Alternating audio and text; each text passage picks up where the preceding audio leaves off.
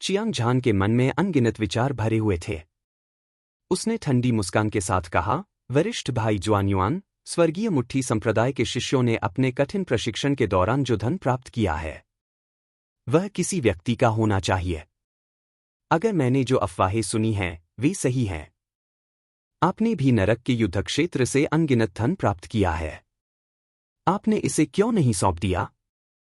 उसकी आवाज धीमी होने से पहले भीड़ में हंगामा मच गया।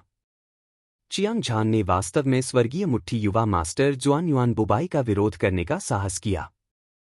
यह बस एक पत्थर पर अंडा फेंकने जैसा था, अपनी मौत की तलाश में। जो विशेषज्ञ स्वर्गीय मुट्ठी युवा मास्टर जुआनयुआन बुबाई के साथ उन्हें मजबूत करने के लिए आए थे, उनके चेहरे पर तिरस्कार के भाव थे। वे चियांग झान को ऐसे घूर रहे थे जैसे वे किसी मरे हुए आदमी को देख रहे हों, जबकि सच्चे शिष्य जिन्हें चियांग झान ने बचाया था, उनके चेहरे पर चिंता के भाव थे। तुम्हारी हिम्मत कैसे हुई? मैंने जो धन प्राप्त किया है वह एक प्राचीन विशेषज्ञ द्वारा छोड़ा गया था।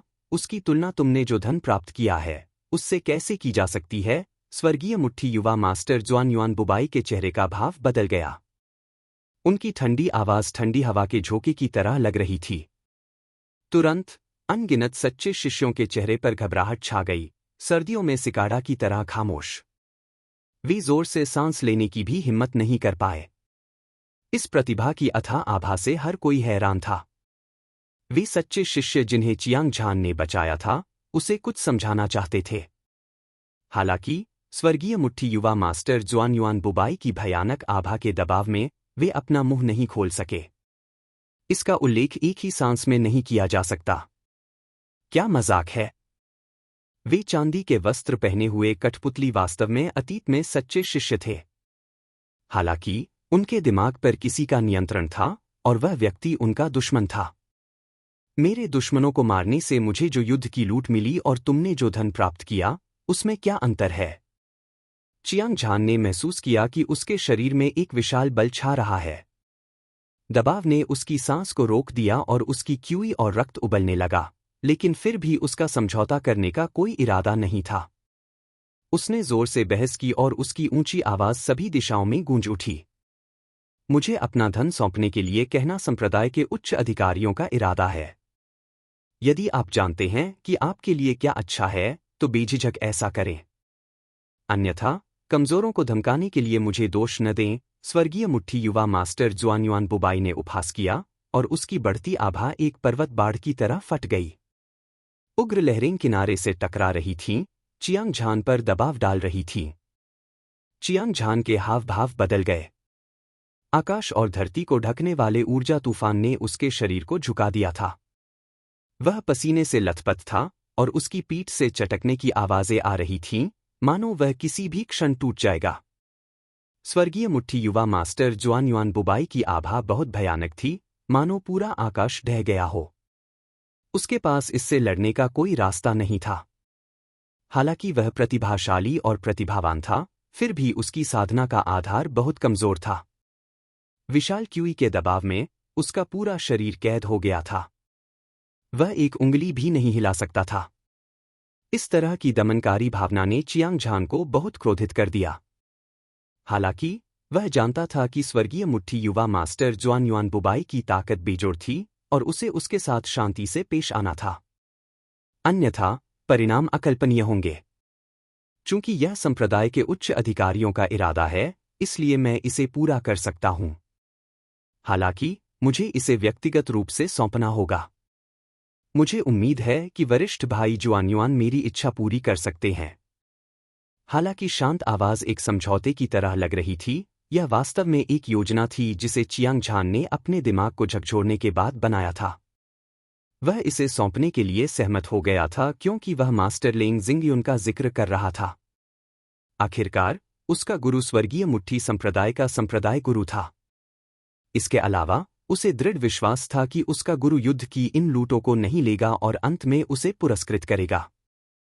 इसमें मदद नहीं की जा सकती थी। मार्शल पथ की खेती के लिए बहुत अधिक संसाधनों की आवश्यकता होती है। इसके अलावा चियांग झान अपने परिवार को पुनर्जीवित करना चाहता था, इसलिए युद्ध की ये लूट बहुत महत्वपूर्ण थी। विशेष रूप से येलो ग्रेड उच्च रैंक की खेती तकनीक, उच्च श्रेणी की आत्मा की गोली और उच्च श्रेणी के आत्मा के उपकरण।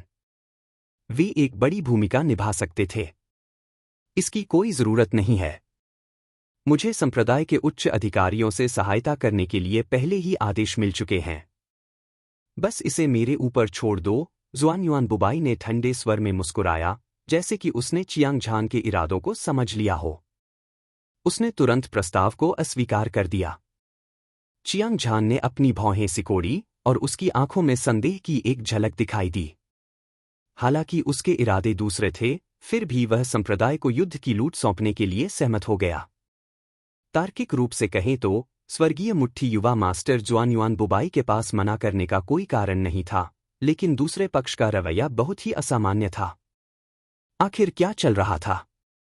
हालांकि चाहे जो भी कारण हो, वह जुआनयुआन बुबाई को लूट का माल नहीं देगा। इस तरह संघर्ष अपरिहार्य था। वरिष्ठ भाई जुआनयुआन की संपत्ति समुद्र जितनी विशाल है। मुझे विश्वास है कि वह युद्ध की मेरी छोटी छोटी लूट को पसंद नहीं करेगा। हालांकि यदि आप हस्तक्षेप करने पर जोर देते हैं, तो यह अनिवार्य रूप से लोगों को आपकी आलोचना करने का कारण बनेगा। चियांग झान ने अपना सिर हिलाया और कहा, हा हा हा हा। स्वर्गीय मुट्ठी युवा मास्टर जुआनयुआन बुबाई ने अपना सिर पीछे फेंका और हंसा। उसकी आवाज एक वज्रपात की तरह थी जो स्वर्ग और पृथ्वी के माध्यम से गूंज रही थी। उसकी आंखें ठंडी थीं। उसने भीड़ को देखा और कहा, क्या तुम मुझे यह बताने की कोशिश कर रहे हो कि मैं अपनी जेब भरना चाहता हूं? यह एक बहुत बड़ा मजाक था। मेरे जीवन में कभी भी साधना संसाधनों की कमी नहीं रही। इसके अलावा अगर मुझे कुछ खजानों की जरूरत भी पड़े, तो पूरा स्वर्गीय मुट्ठी संप्रदाय उन्हें बाहर नहीं निकाल पाएगा। ठीक है, चलो बकवास बंद करो। अब युद्ध की लूट सौंप दो। चलो एक साथ संप्रदाय में लौटते हैं। अगर तुम मना करोगे, तो मैं अब और विनम्र नहीं रहूंगा। अपनी बात खत्म करने से पहले उसने अपने हाथ से हवा में एक पकड़ने वाली हरकत की और एक विशाल चूषण बल जो पहाड़ों को गिरा सकता था और समुद्र को उलट सकता था, प्रकट हुआ। यह बह गया। एक पल में चियांग झान ने महसूस किया कि उसकी उंगली पर स्टोरेज रिंग इंच दर इंच हिल रही है, जैसे कि इसे किसी अदृश्य हाथ द्वारा खींचा जा रहा हो। यह वास्तव में उसकी उंगली से नीचे खिसक गया। इस समय उसके पास अप्रतिरोध्य चूषण बल का विरोध करने के लिए अपनी सबसे शक्तिशाली शक्ति को मुक्त करने के अलावा कोई विकल्प नहीं था। गड़गड़ाहट, गड़गड़ाहट। एक मजबूत हत्या का इरादा एक तेज और भयंकर अजय ब्लेड इरादे के साथ स्वर्गीय मुट्ठी युवा मास्टर जुआनयुआन बुबाई की ओर बढ़ा। दो भयानक ताकतें हिंसक रूप से टकराईं, जिससे तुरंत एक बहरा करने वाली आवाज पैदा हुई। पूरा शून्य क्यूई के तूफान से घिरा हुआ था। मौसम बदल गया, स्वर्ग और पृथ्वी कांप उठे और आवाज इतनी तेज थी कि इसने सभी को चौंका दिया। हर कोई इस दृश्य को देखकर हैरान रह गया। चियांग झान ने हेवनली फिस्ट यंग मास्टर जुआनयुआन बुबाई पर हमला करने की हिम्मत कैसे की? क्या यह मौत को आमंत्रित करना नहीं था? जुआनयुआन बुबाई का अनुसरण करने वाले उन विशेषज्ञों के चेहरे पर खुशी के भाव थे। जहां तक सच्चे शिष्यों की बात है, जिन्हें चियांग झान ने बचाया था, हर किसी की आंखें भय से भरी हुई थीं। उन्हें डर था कि हेवनली फिस्ट यंग मास्टर जुआनयुआन बुबाई गुस्से में चियांग झान को मार डालेंगे। चियांग झान, तुमने संप्रदाय को धोखा देने की हिम्मत कैसे की?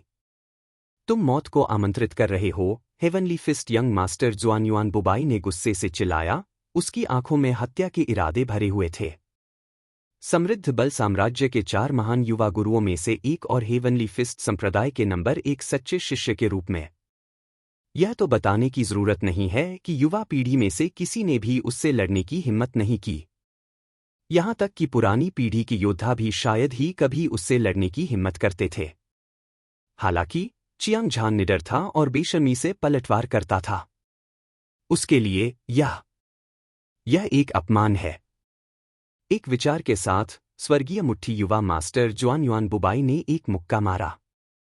मुक्का का बल इतना शक्तिशाली था कि यह अपने रास्ते में आने वाली हर चीज को निगल सकता था। यह स्वर्ग और पृथ्वी पर फैल गया और एक विशाल और शक्तिशाली ऊर्जा आकाश में एक विशाल लहर की तरह भूमि पर बह गई। उग्र महासागर ने पूरे आकाश को घेर लिया था और पृथ्वी पूरी तरह से फट गई थी। इस मुक्के ने स्वर्ग और पृथ्वी को हिला दिया और इसकी शक्ति अद्वितीय थी। यह मुक्का पहाड़ों को नष्ट कर सकता था और पहाड़ों को उतनी ही आसानी से नष्ट कर सकता था जितना कि उसका हाथ लहराना। इस मुक्के के तहत एपर्चर ब्रेकिंग स्टेज के छठे लेयर के योद्धाओं का तो जिक्र ही नहीं, यहां तक कि एस्ट्रल कंडेंसेशन स्टेज के 10वें लेयर के योद्धा भी मर जाएंगे। खतरनाक, बेहद खतरनाक। एक शक्तिशाली और दबंग मुट्ठी बल चियांग झान की ओर बढ़ा, उसे पीछे हटने के लिए मजबूर किया। उसकी क्यूई और रक्त में गिरावट आई और उसने मौके पर ही मुंह से खून का एक कौर बाहर निकाला, लेकिन उसने डर के कोई लक्षण नहीं दिखाए। उसकी युद्ध की इच्छा आसमान छू गई और उसने तुरंत 4 गहरे लाल रंग की दवा की गोलियां निगल ली। ये दवा की गोलियां चांदी के वस्त्र पहने कठपुतली द्वारा पीछे छोड़ी गई थीं और उनका उपयोग उसकी साधना के आधार को लगातार सुधारने के लिए किया जा सकता था। उसकी ताकत बढ़ाए। दवा की गोली उसके मुंह में जाते ही पिघल गई। भयानक ऊर्जा की लहरें उसके गले से होते हुए उसके शरीर में घुस गईं। चियांग झान ने तुरंत महसूस किया कि उसके मांस और रक्त का हर इंच तेजी से फैल रहा है, मानो उसका पूरा शरीर फटने वाला हो। गड़गड़ाहट, गड़गड़ाहट। ऐसा लग रहा था जैसे पहाड़ में बाढ़ आ गई हो। चियांग झान के शरीर के भीतर से 10,000 सरपट दौड़ते घोड़ों की आवाज सुनी जा सकती थी। उसके चारों ओर एक तूफानी समुद्र की तरह ऊर्जा उमड़ रही थी। यह इतना दमनकारी था कि स्वर्ग और पृथ्वी भी हिंसक रूप से कांप रहे थे। ऐसा लग रहा था जैसे यह किसी भी क्षण ढहने वाला था। एक पल में चियांग झान ने महसूस किया कि उसकी ताकत पागलपन की हद तक बढ़ गई है। वह एपर्चर ब्रेकिंग स्टेज की छठी परत से 7वीं परत तक आगे बढ़ चुका था। 8वें, 9वें और 10वें स्वर्ग के बाद उसकी बेजोड़ गति स्वर्ग को चुनौती देने वाली एक धारा की तरह थी। यह 3000 मील चौड़ी थी और यह अंतहीन अंतरिक्ष और समय को भेदती हुई आगे बढ़ रही थी। खून और गंदी हवाओं की बारिश। अपनी शक्तिशाली ताकत से समर्थित चियांग झान ने दोनों हाथों से ताइजी ब्लेड को कसकर पकड़ लिया। उसने आसमान से वार किया। ब्लेड शक्तिशाली और भयंकर था और इसे रोका नहीं जा सकता था। एक चमकदार और धधकती हुई ब्लेड की रोशनी बिजली के बोल्ट की तरह आसमान में फैल गई। यह स्वर्ग से एक दिव्य दंड की तरह भी था, जो अपने साथ स्वर्ग और पृथ्वी को विभाजित करने की मुद्रा लेकर आया था। यह स्वर्गीय मुट्ठी युवा मास्टर जुआन युआन बुबाई की मुट्ठी की शक्ति को भेद गया। धमाका, धमाका, धमाका। धरती को हिला देने वाला विस्फोट नए साल की पूर्व संध्या पर पटाखों की तरह लग रहा था। बेजोड़ कृपाण की रोशनी और विशाल मुट्ठी की ताकत आपस में टकराई, जिससे विनाशकारी ऊर्जा का झटका लगा। 1 किलोमीटर से अधिक के दायरे में जमीन अस्तव्यस्त हो गई और पूरा शून्य बेहद विकृत हो गया। एक चटकने की आवाज सुनाई दी। आसपास के अनगिनत कोर शिष्य उड़ गए, उनमें से कुछ गंभीर रूप से घायल हो गए और मौत के कगार पर थे, जिससे दृश्य अराजक हो गया। वाह, वाह! चियांग झान और स्वर्गीय मुट्ठी युवा मास्टर जुआन युआन बुबाई ने एक दूसरे पर वार किया। उनके मुंह से बेकाबू होकर खून बह रहा था। उसका चेहरा पीला पड़ गया था और उसके साथ छिद्रों से खून बह रहा था। वह अपने शरीर की सुरक्षा को भेदते हुए भयानक ऊर्जा की लहरों को महसूस कर सकता था। यह उनके शरीर में घुस गई और हर जगह तबाही मचा दी, जैसे कि एक उग्र ज्वाला। उनके आंतरिक अंग पिघल गए थे। उनके सभी मेरिडियन और एक्यूपॉइंट में दरार के निशान दिखाई दिए। ऐसा इसलिए था क्योंकि उसने 4 मेडिसिन पिल खा ली थी और अपनी ताकत को एपर्चर ब्रेकिंग स्टेज की 10वीं परत तक बढ़ा लिया था। वह जो सबसे शक्तिशाली हमला कर सकता था, वह किसी भी सामान्य 10वीं परत के एस्ट्रल कंडेंसेशन स्टेज योद्धा के लिए घातक खतरा पैदा करने के लिए पर्याप्त था। दुर्भाग्य से, वह हेवनली फिस्ट यंग मास्टर जुआन युआन बुबाई के मुक्के से हार गया और वह गंभीर रूप से घायल हो गया। इस वार के आदान प्रदान के माध्यम से, वह वास्तव में हेवनली फिस्ट यंग मास्टर जुआन युआन बुबाई की ताकत को महसूस कर सकता था। यह उसकी कल्पना से कहीं अधिक भयानक था। यह एक सच्चा अजय विशेषज्ञ था जिसके खिलाफ वह बिल्कुल भी नहीं लड़ सकता था। वह खुद की रक्षा भी नहीं कर सकता था। जुआन युआन बुबाई, तुम कमजोरों को धमका रहे हो और ताकतवरों को धमका रहे हो। मेरे पास कहने के लिए कुछ नहीं है। क्योंकि तुम्हारी ताकत वाकई बहुत शक्तिशाली है, लेकिन आज का मामला अभी खत्म नहीं हुआ है। मुझे नहीं पता कि तुम मेरे साथ जिंदगी मौत की लड़ाई लड़ने की हिम्मत करोगे या नहीं। 5 साल बाद चलो जिंदगी मौत के मैदान पर लड़ते हैं। चियांग झान की आंखें लाल हो गईं और उसकी आंखों से एक चौंकाने वाला युद्ध का इरादा उभर आया। उसने जोर से दहाड़ लगाई और यह एक वज्रपात की तरह लग रहा था जो अंतरिक्ष और समय में गूंज रहा था। आसपास मौजूद हर किसी के चेहरे पर हैरानी के भाव थे। हालांकि चियांग झान को हेवनली फिस्ट यंग मास्टर जुआन युआन बुबाई ने हरा दिया था, लेकिन उसका रवैया मजबूत था और उसने डर का कोई लक्षण नहीं दिखाया। उसने वास्तव में हेवनली फिस्ट यंग मास्टर जुआन युआन बुबाई को इतने सारे लोगों के सामने चुनौती दी थी और उसने पहले कभी किसी को इतना साहसी नहीं देखा था। तुम्हारे पास मुझे चुनौती देने की योग्यता नहीं है। 5 साल तो दूर की बात है। अगर 50 साल भी होते तो भी बेकार होते। फिर भी मैं तुम्हारी चुनौती स्वीकार करता हूं। जब समय आएगा तो मैं तुम्हें जीवन और मृत्यु के मैदान में खुद मार डालूंगा। स्वर्गीय मुट्ठी युवा मास्टर जुआन युआन बुबाई का चेहरा भावहीन था और उसकी आंखें ठंडी थीं। ऐसा लग रहा था मानो मंदिर पर बुद्ध की मूर्ति सभी जीवित प्राणियों को देख रही हो। जाहिर है उसने चियांग झान को गंभीरता से नहीं लिया। मैं फिर से कहूंगा, तुम्हारे पास जो धन है उसे सौंप दो, नहीं तो आज अगले साल तुम्हारी पुण्यतिथि होगी। तुम्हें इस मामले की चिंता करने की जरूरत नहीं है। मैं इसे संप्रदाय के उच्च अधिकारियों को समझा दूंगा। चियांग झान ने ठंडी सांस ली। वह समझ गया कि स्वर्गीय मुट्ठी युवा मास्टर जुआन युआन बुबाई उसकी संपत्ति छीनने के लिए दृढ़ संकल्प था और उसके लिए यहां और अधिक समय तक रहना बेहद खतरनाक होगा। तुरंत वह पलटा और नर्क के युद्धक्षेत्र की गहराई में भाग गया। तुम जाना चाहते हो? तुम मुझे इतनी सस्ती कीमत कैसे दे सकते हो? स्वर्गीय मुट्ठी युवा मास्टर जुआन युआन बुबाई ने दहाड़ लगाई। जैसे ही वह चियांग झान का पीछा करने वाला था, उसे कुछ सूझा और वह वहीं रुक गया। वरिष्ठ भाई जुआन युआन, भूल जाओ। कानून प्रवर्तन एल्डर ने कहा कि नरक युद्धक्षेत्र की गहराई में एक भयानक अस्तित्व छिपा है। यहां तक कि संप्रदाय प्रमुख भी उससे लड़ने में सक्षम नहीं हो सकते। तुम एक चींटी के लिए अपनी जान जोखिम में क्यों डालोगे? स्वर्गीय मुट्ठी युवा मास्टर जुआन युआन बुबाई के साथ आए विशेषज्ञों में से किसी ने उसे याद दिलाया। स्वर्गीय मुट्ठी युवा मास्टर जुआन युआन बुबाई ने सिर हिलाया। उसकी आंखें भीड़ पर घूम गईं और उसने स्पष्ट आवाज में कहा, नरक युद्धक्षेत्र में कुछ असामान्य हुआ है। अब सभी के लिए प्रशिक्षण लेना उचित नहीं है। सभी अब मेरे साथ चले जाओ। यह कहने के बाद उसने अपना हाथ हिलाया और अपने सच्चे शिष्यों के साथ नरक युद्धक्षेत्र छोड़ दिया। जुआन युआन बुबाई वास्तव में पकड़ में नहीं आया। क्या हो रहा है? चियांग झान ने पलटकर देखा कि हेवनली फिस्ट यंग मास्टर जुआन युआन बुबाई वहां नहीं थे।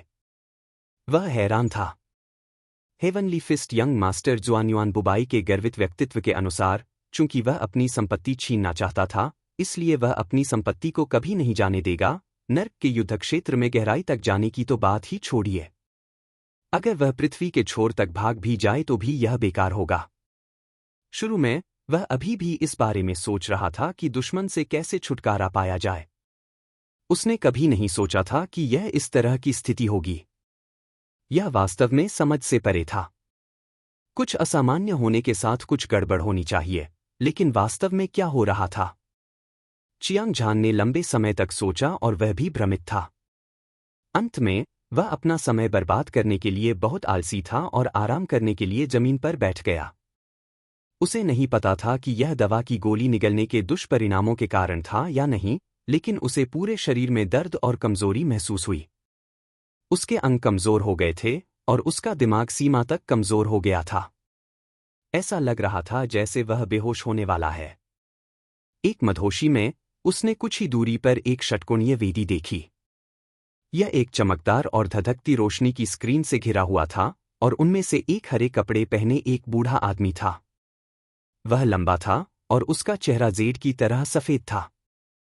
उसकी 2 तलवार के आकार की भौहें उसके मंदिरों की ओर झुकी हुई थीं। उसकी आंखें एक अंतहीन रसातल की तरह थीं, जिसमें एक अजीब आकर्षण था। इसने लोगों को उससे दूर देखने में असमर्थ बना दिया। बहुत भयानक, मुझे आश्चर्य है कि यह हरे कपड़े वाला बूढ़ा कौन है, लेकिन अब जब वह दिखाई देता है तो सबसे अधिक संभावना है कि उसके पास दुर्भावनापूर्ण इरादे हैं। चियांग झान का दिमाग हिल गया और वह सतर्क हो गया। छोटे दोस्त, मुझे गलत मत समझो। मैं कठपुतली राजा हूं और मैंने गलती से देखा कि तुम गंभीर रूप से घायल हो गए हो। तुम मरने के कगार पर हो, इसलिए मैं तुम्हें बचाने के लिए खुद को दिखाया।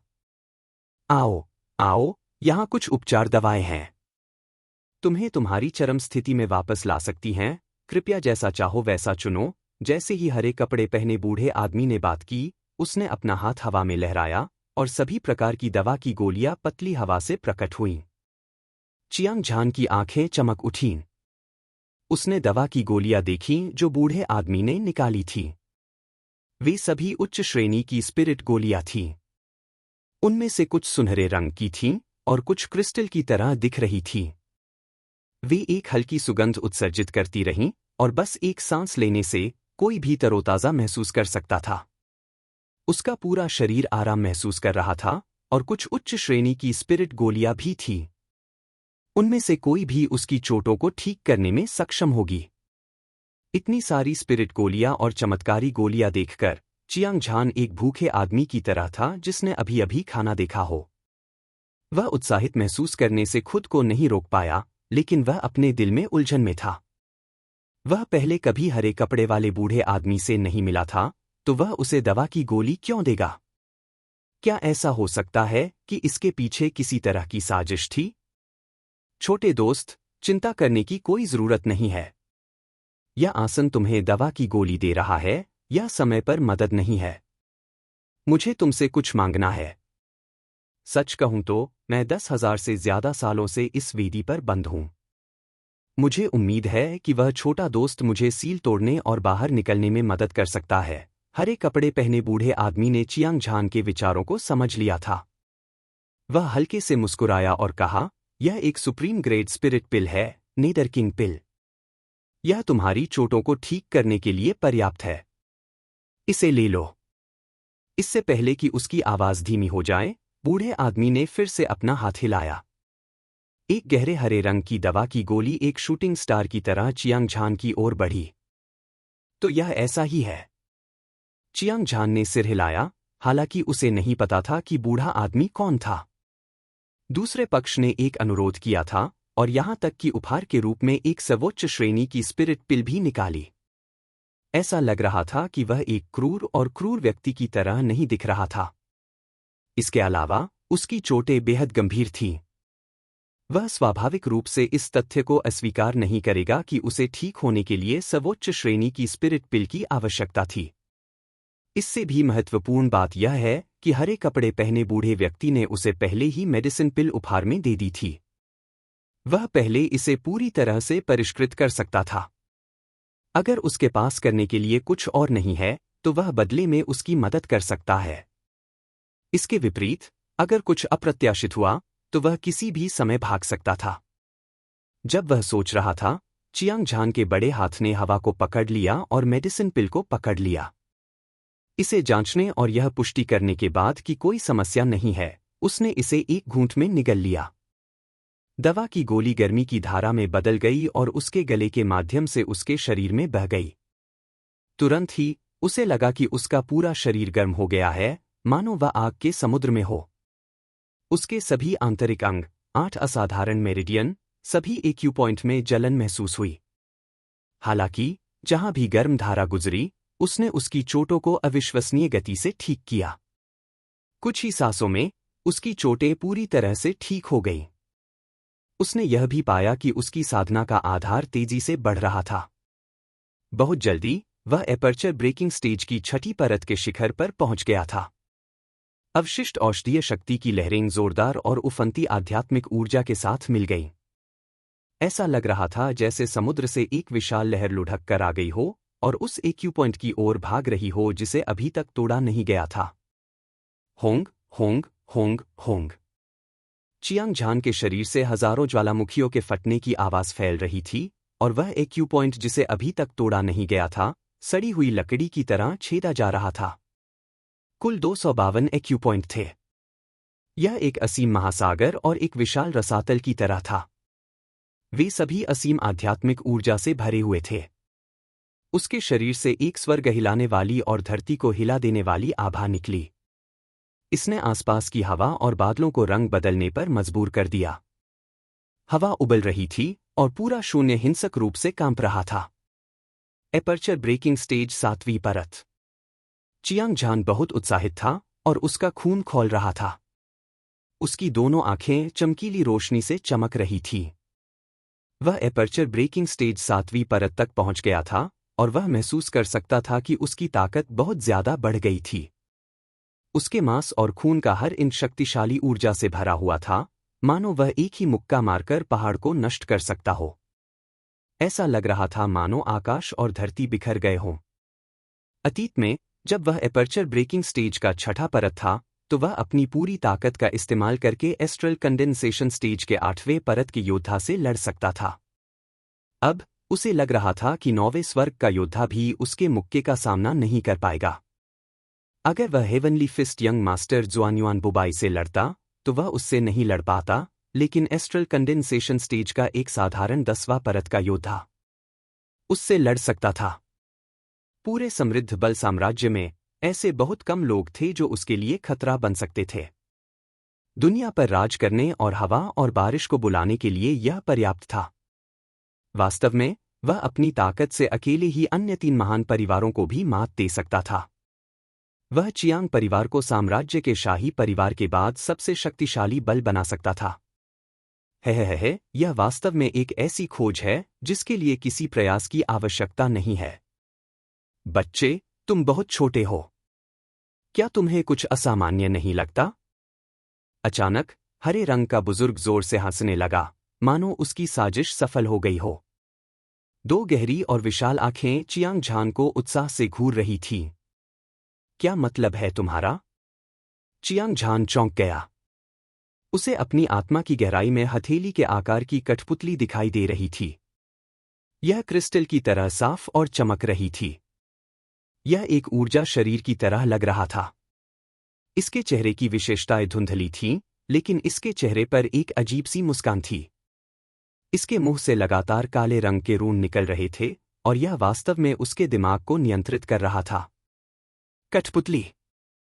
उसे अचानक नर्क के युद्ध क्षेत्र में सुनहरे वस्त्र, चांदी के वस्त्र वाली कठपुतली का ख्याल आया।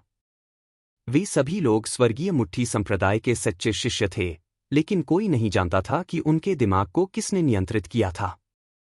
ऐसा लग रहा था कि हरे रंग का बूढ़ा आदमी ही वह था जिसने उसी संप्रदाय के सभी शिष्यों को बंदी बना लिया था। इससे भी ज्यादा भयानक बात यह थी कि हरे रंग का यह बूढ़ा आदमी अपनी सारी शक्ति एक लकड़ी की कठपुतली में इकट्ठा करने में सक्षम था। जाहिर है, उसका साधना आधार पहले ही आकार परिवर्तन चरण तक पहुंच चुका था। इस तरह का विशेषज्ञ निश्चित रूप से समृद्ध बल साम्राज्य में एक अजेय विशेषज्ञ था। चूंकि उसने पहले ही अपने मन को नियंत्रित कर लिया था, इसलिए उसके लिए मुक्त होना बेहद मुश्किल होगा। तारकीय ऊर्जा का निर्माण आकार परिवर्तन चरण विशेषज्ञ की एक अनूठी क्षमता थी। ऐसे विशेषज्ञ के सामने चियांग झान की तो बात ही छोड़िए, स्वर्गीय मुट्ठी युवा मास्टर जुआनयुआन बुबाई भी उससे लड़ने में सक्षम नहीं होंगे। खतरा, अत्यधिक खतरा। चियांग झान ने हिंसक रूप से संघर्ष किया, अपने मन पर नियंत्रण पाने की कोशिश की। दुर्भाग्य से इसका कोई फायदा नहीं हुआ। संघर्ष करना बंद करो। यहां तक कि आकार परिवर्तन चरण विशेषज्ञ भी मेरी कठपुतली का विरोध नहीं कर सकता। बस अपने भाग्य को स्वीकार करो। हरे रंग के कपड़े पहने बूढ़ा आदमी ठंडी मुस्कान के साथ मुस्कुराया। यह चांदी का लबादा पहन लो। अब से मैं तुम्हारा स्वामी हूं। घुटने टेक दो। इस समय उसका चेहरा गर्व और गरिमा से भरा हुआ था, जैसे कोई सम्राट किसी नीच आम आदमी को आदेश दे रहा हो। उसका लहजा सख्त और निर्विवाद था। बोलते समय उसने एक चांदी का लबादा फेंका जो शून्य को चीरता हुआ ब्लेड जैसा दिख रहा था और चियांग झान के पैरों पर जा गिरा। चियांग झान की आंखें लाल हो गईं और वह अतुलनीय रूप से क्रोधित था। वह ताइजी ब्लेड निकालना चाहता था। उसने हरे रंग के बूढ़े आदमी को आधा काट दिया, लेकिन उसके हाथ उसके नियंत्रण से बाहर थे। उसने चांदी का लबादा उठाया और उसे पहन लिया। उसके पैर नरम हो गए और वह घुटने टेकने से खुद को रोक नहीं सका। क्या मैं वास्तव में कठपुतली बनने जा रहा हूं? चियांग झान अतुलनीय रूप से हैरान था। खुद को नियंत्रित न कर पाने की यह भावना बहुत भयानक थी। इसने उसके दिल की धड़कन बढ़ा दी, उसकी आत्मा कांपने लगी और उसका पूरा शरीर पसीने से भीग गया। वह जानता था कि वह एक निराशाजनक स्थिति में आ गया है। अगर वह कठपुतली के नियंत्रण से मुक्त नहीं हो सका तो उसका पूरा जीवन खत्म हो जाएगा। हालांकि कठपुतली ने उसके दिमाग को नियंत्रित किया। कितना अजीब तरीका है। इसका ताकत से कोई लेना देना नहीं था। भले ही वह एक ही मुक्का मारकर आकाश और धरती को चकनाचूर कर दे, और इस संकट को हल करने का कोई तरीका नहीं है जब तक कि वह मर न जाए। अन्यथा वह केवल नीले कपड़े पहने बूढ़े आदमी की बात सुन सकता था। मुझे आश्चर्य है कि क्या तलवार की नियत कठपुतली को दबा सकती है। यह मेरा आखिरी मौका हो सकता है। हालांकि चियांग झान का दिमाग कठपुतली द्वारा नियंत्रित था, फिर भी वह होश में था। वह जानता था कि साधारण ऊर्जा कठपुतली को नहीं मार सकती, इसलिए उसने अपनी आत्मा में प्रवेश करने के लिए अजय ब्लेड नियत का इस्तेमाल किया। स्वूश! अदृश्य और तेज तलवार की नियत मक्खन को काटने वाले गर्म चाकू की तरह थी, अतुलनीय रूप से तेज। इसने कठपुतली के दिल की गहराई में पागलपन से वार किया। कठपुतली तलवार की नियत से बहुत डरी हुई लग रही थी। उसके चेहरे पर अजीब मुस्कान गायब हो गई, लेकिन वह पीछे नहीं हटी। इसके बजाय उसने अपने मुंह से और अधिक काले रन उगल दिए, जो एक जहरीले सांप की तरह कृपाण के इरादे के चारों ओर लिपट गए। फिर भी चियांग झान बहुत उत्साहित था, क्योंकि वह स्पष्ट रूप से महसूस कर सकता था कि कठपुतली का अपने दिमाग पर नियंत्रण थोड़ा कमजोर हो गया था। हालांकि यह स्पष्ट नहीं था, लेकिन यह साबित करने के लिए पर्याप्त था कि कृपाण के इरादे ने असर दिखाया था। ऐसी परिस्थितियों में उसने स्वाभाविक रूप से कठपुतली को मारने के लिए अजय ब्लेड इरादे को सक्रिय करने में कोई कसर नहीं छोड़ी। हालांकि कृपाण का इरादा तेज और तीखा है, यह सभी बुरी ताकतों को मार सकता है। दुर्भाग्य से कृपाण के इरादे का 10% भी बहुत कमजोर है। अन्यथा मैं तुम पर अपना समय बर्बाद नहीं करता। हरे रंग के बुजुर्ग ने चियांग झान को चुपचाप देखा, उसका चेहरा आत्मविश्वास से भरा था। वह उपहास करता रहा। यह बुरा है। कृपाण के इरादे को भी कठपुतली ने नियंत्रित कर लिया है, चियांग झान ने कहा। वह महसूस कर सकता था कि कृपाण के इरादे के चारों ओर अधिक से अधिक काले रन बन रहे थे। वह अब खुद पर काबू नहीं रख पाया और उसने कठपुतली को मारना बंद कर दिया। वह खुद को भयभीत महसूस करने से नहीं रोक सका, लेकिन अगले ही पल उसने अपना हाथ हिलाया। हवा से एक टूटा हुआ ब्लेड प्रकट हुआ। उसने क्लाउडसी नीलामी से 14,000 स्पिरिट स्टोन के लिए यह ब्रोकन ब्लेड खरीदा था। ब्लेड में एक शक्तिशाली और अजेय कृपाण इरादा था, और यह उसके द्वारा संघनित कृपाण इरादे से कहीं अधिक शक्तिशाली था।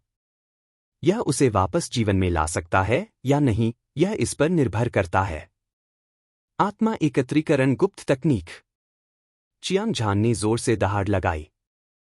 उसने आत्मा एकत्रीकरण गुप्त तकनीक को अपनी सीमा तक प्रसारित किया और ब्रोकन ब्लेड में अतुलनीय रूप से भयंकर कृपाण इरादे को पागलपन से खाना शुरू कर दिया। मूल रूप से ब्रोकन ब्लेड के भीतर कृपाण इरादा बेहद भयानक था, और यह केवल अवलोकन और समझ के लिए था। आप कल्पना कर सकते हैं कि अब बिना रोक-टोक के उसे खाना उसके लिए कितना खतरनाक है। हालांकि उसके पास कोई और विकल्प नहीं था। वह नहीं चाहता था कि उसका दिमाग कठपुतली द्वारा नियंत्रित हो। वह उसे मारने के लिए केवल ब्रोकन ब्लेड में कृपाण इरादे पर भरोसा कर सकता था। भन-भनाहट, भन-भनाहट। टूटा हुआ ब्लेड हिंसक रूप से कांप उठा। चियांग झान के मार्गदर्शन में एक तेज और भयंकर कृपाण का इरादा उसके दिमाग में आया। यह एक अद्वितीय दिव्य ब्लेड में बदल गया और कठपुतली पर वार किया। ऐसा शक्तिशाली ब्लेड इरादा कैसे हो सकता है? और यह पौराणिक वध कृपाण इरादा है। यह कैसे संभव है? हरे रंग के कपड़े पहने बूढ़े व्यक्ति ने भौहें सिकोड़ी और आश्चर्यचकित स्वर में बोला। उसी समय चियांग झान महसूस कर सकता था कि टूटे हुए ब्लेड से निकलने वाली कृपाण का इरादा और भी मजबूत होता जा रहा था। यह और भी अधिक भयंकर होता जा रहा था, और कृपाण के हर धागे में एक विनाशकारी हत्या का इरादा भरा हुआ था। यह उसके अपने हत्या के इरादे से कई गुना अधिक शक्तिशाली था। इसे अब भौतिक रूप में वर्णित नहीं किया जा सकता था। यह वध के एक दिव्य हथियार की तरह था जिसने अद्वितीय देवताओं और शैतानों को मार डाला था, और इसने कठपुतली को उतनी ही आसानी से नष्ट कर दिया जितना कि सूखी घास को कुचलना। धमाका! जैसे ही कठपुतली टूटी, चियांग झान की आंखों में हत्या के इरादे से चमक आ गई। बूढ़े कुत्ते, बस तुम रुको। एक दिन मैं तुम्हें अपने हाथों से मार डालूंगा। चियांग झान के मुंह से उत्तरी सागर की गहरी बर्फ जैसी ठंडी आवाज निकली। उसने बूढ़े आदमी को एक ठंडी नजर से देखा और फिर पलटकर भाग गया। हालांकि चियांग झान ने संकट का समाधान कर लिया था, लेकिन वह जानता था कि बूढ़े आदमी की साधना का आधार कम से कम आकार परिवर्तन चरण पर था। उसकी ताकत बेजोड़ थी, और वह ऐसा व्यक्ति नहीं था जिसके खिलाफ वह अभी लड़ सकता था। इसलिए बिना किसी हिचकिचाहट के वह घटनास्थल से भाग गया।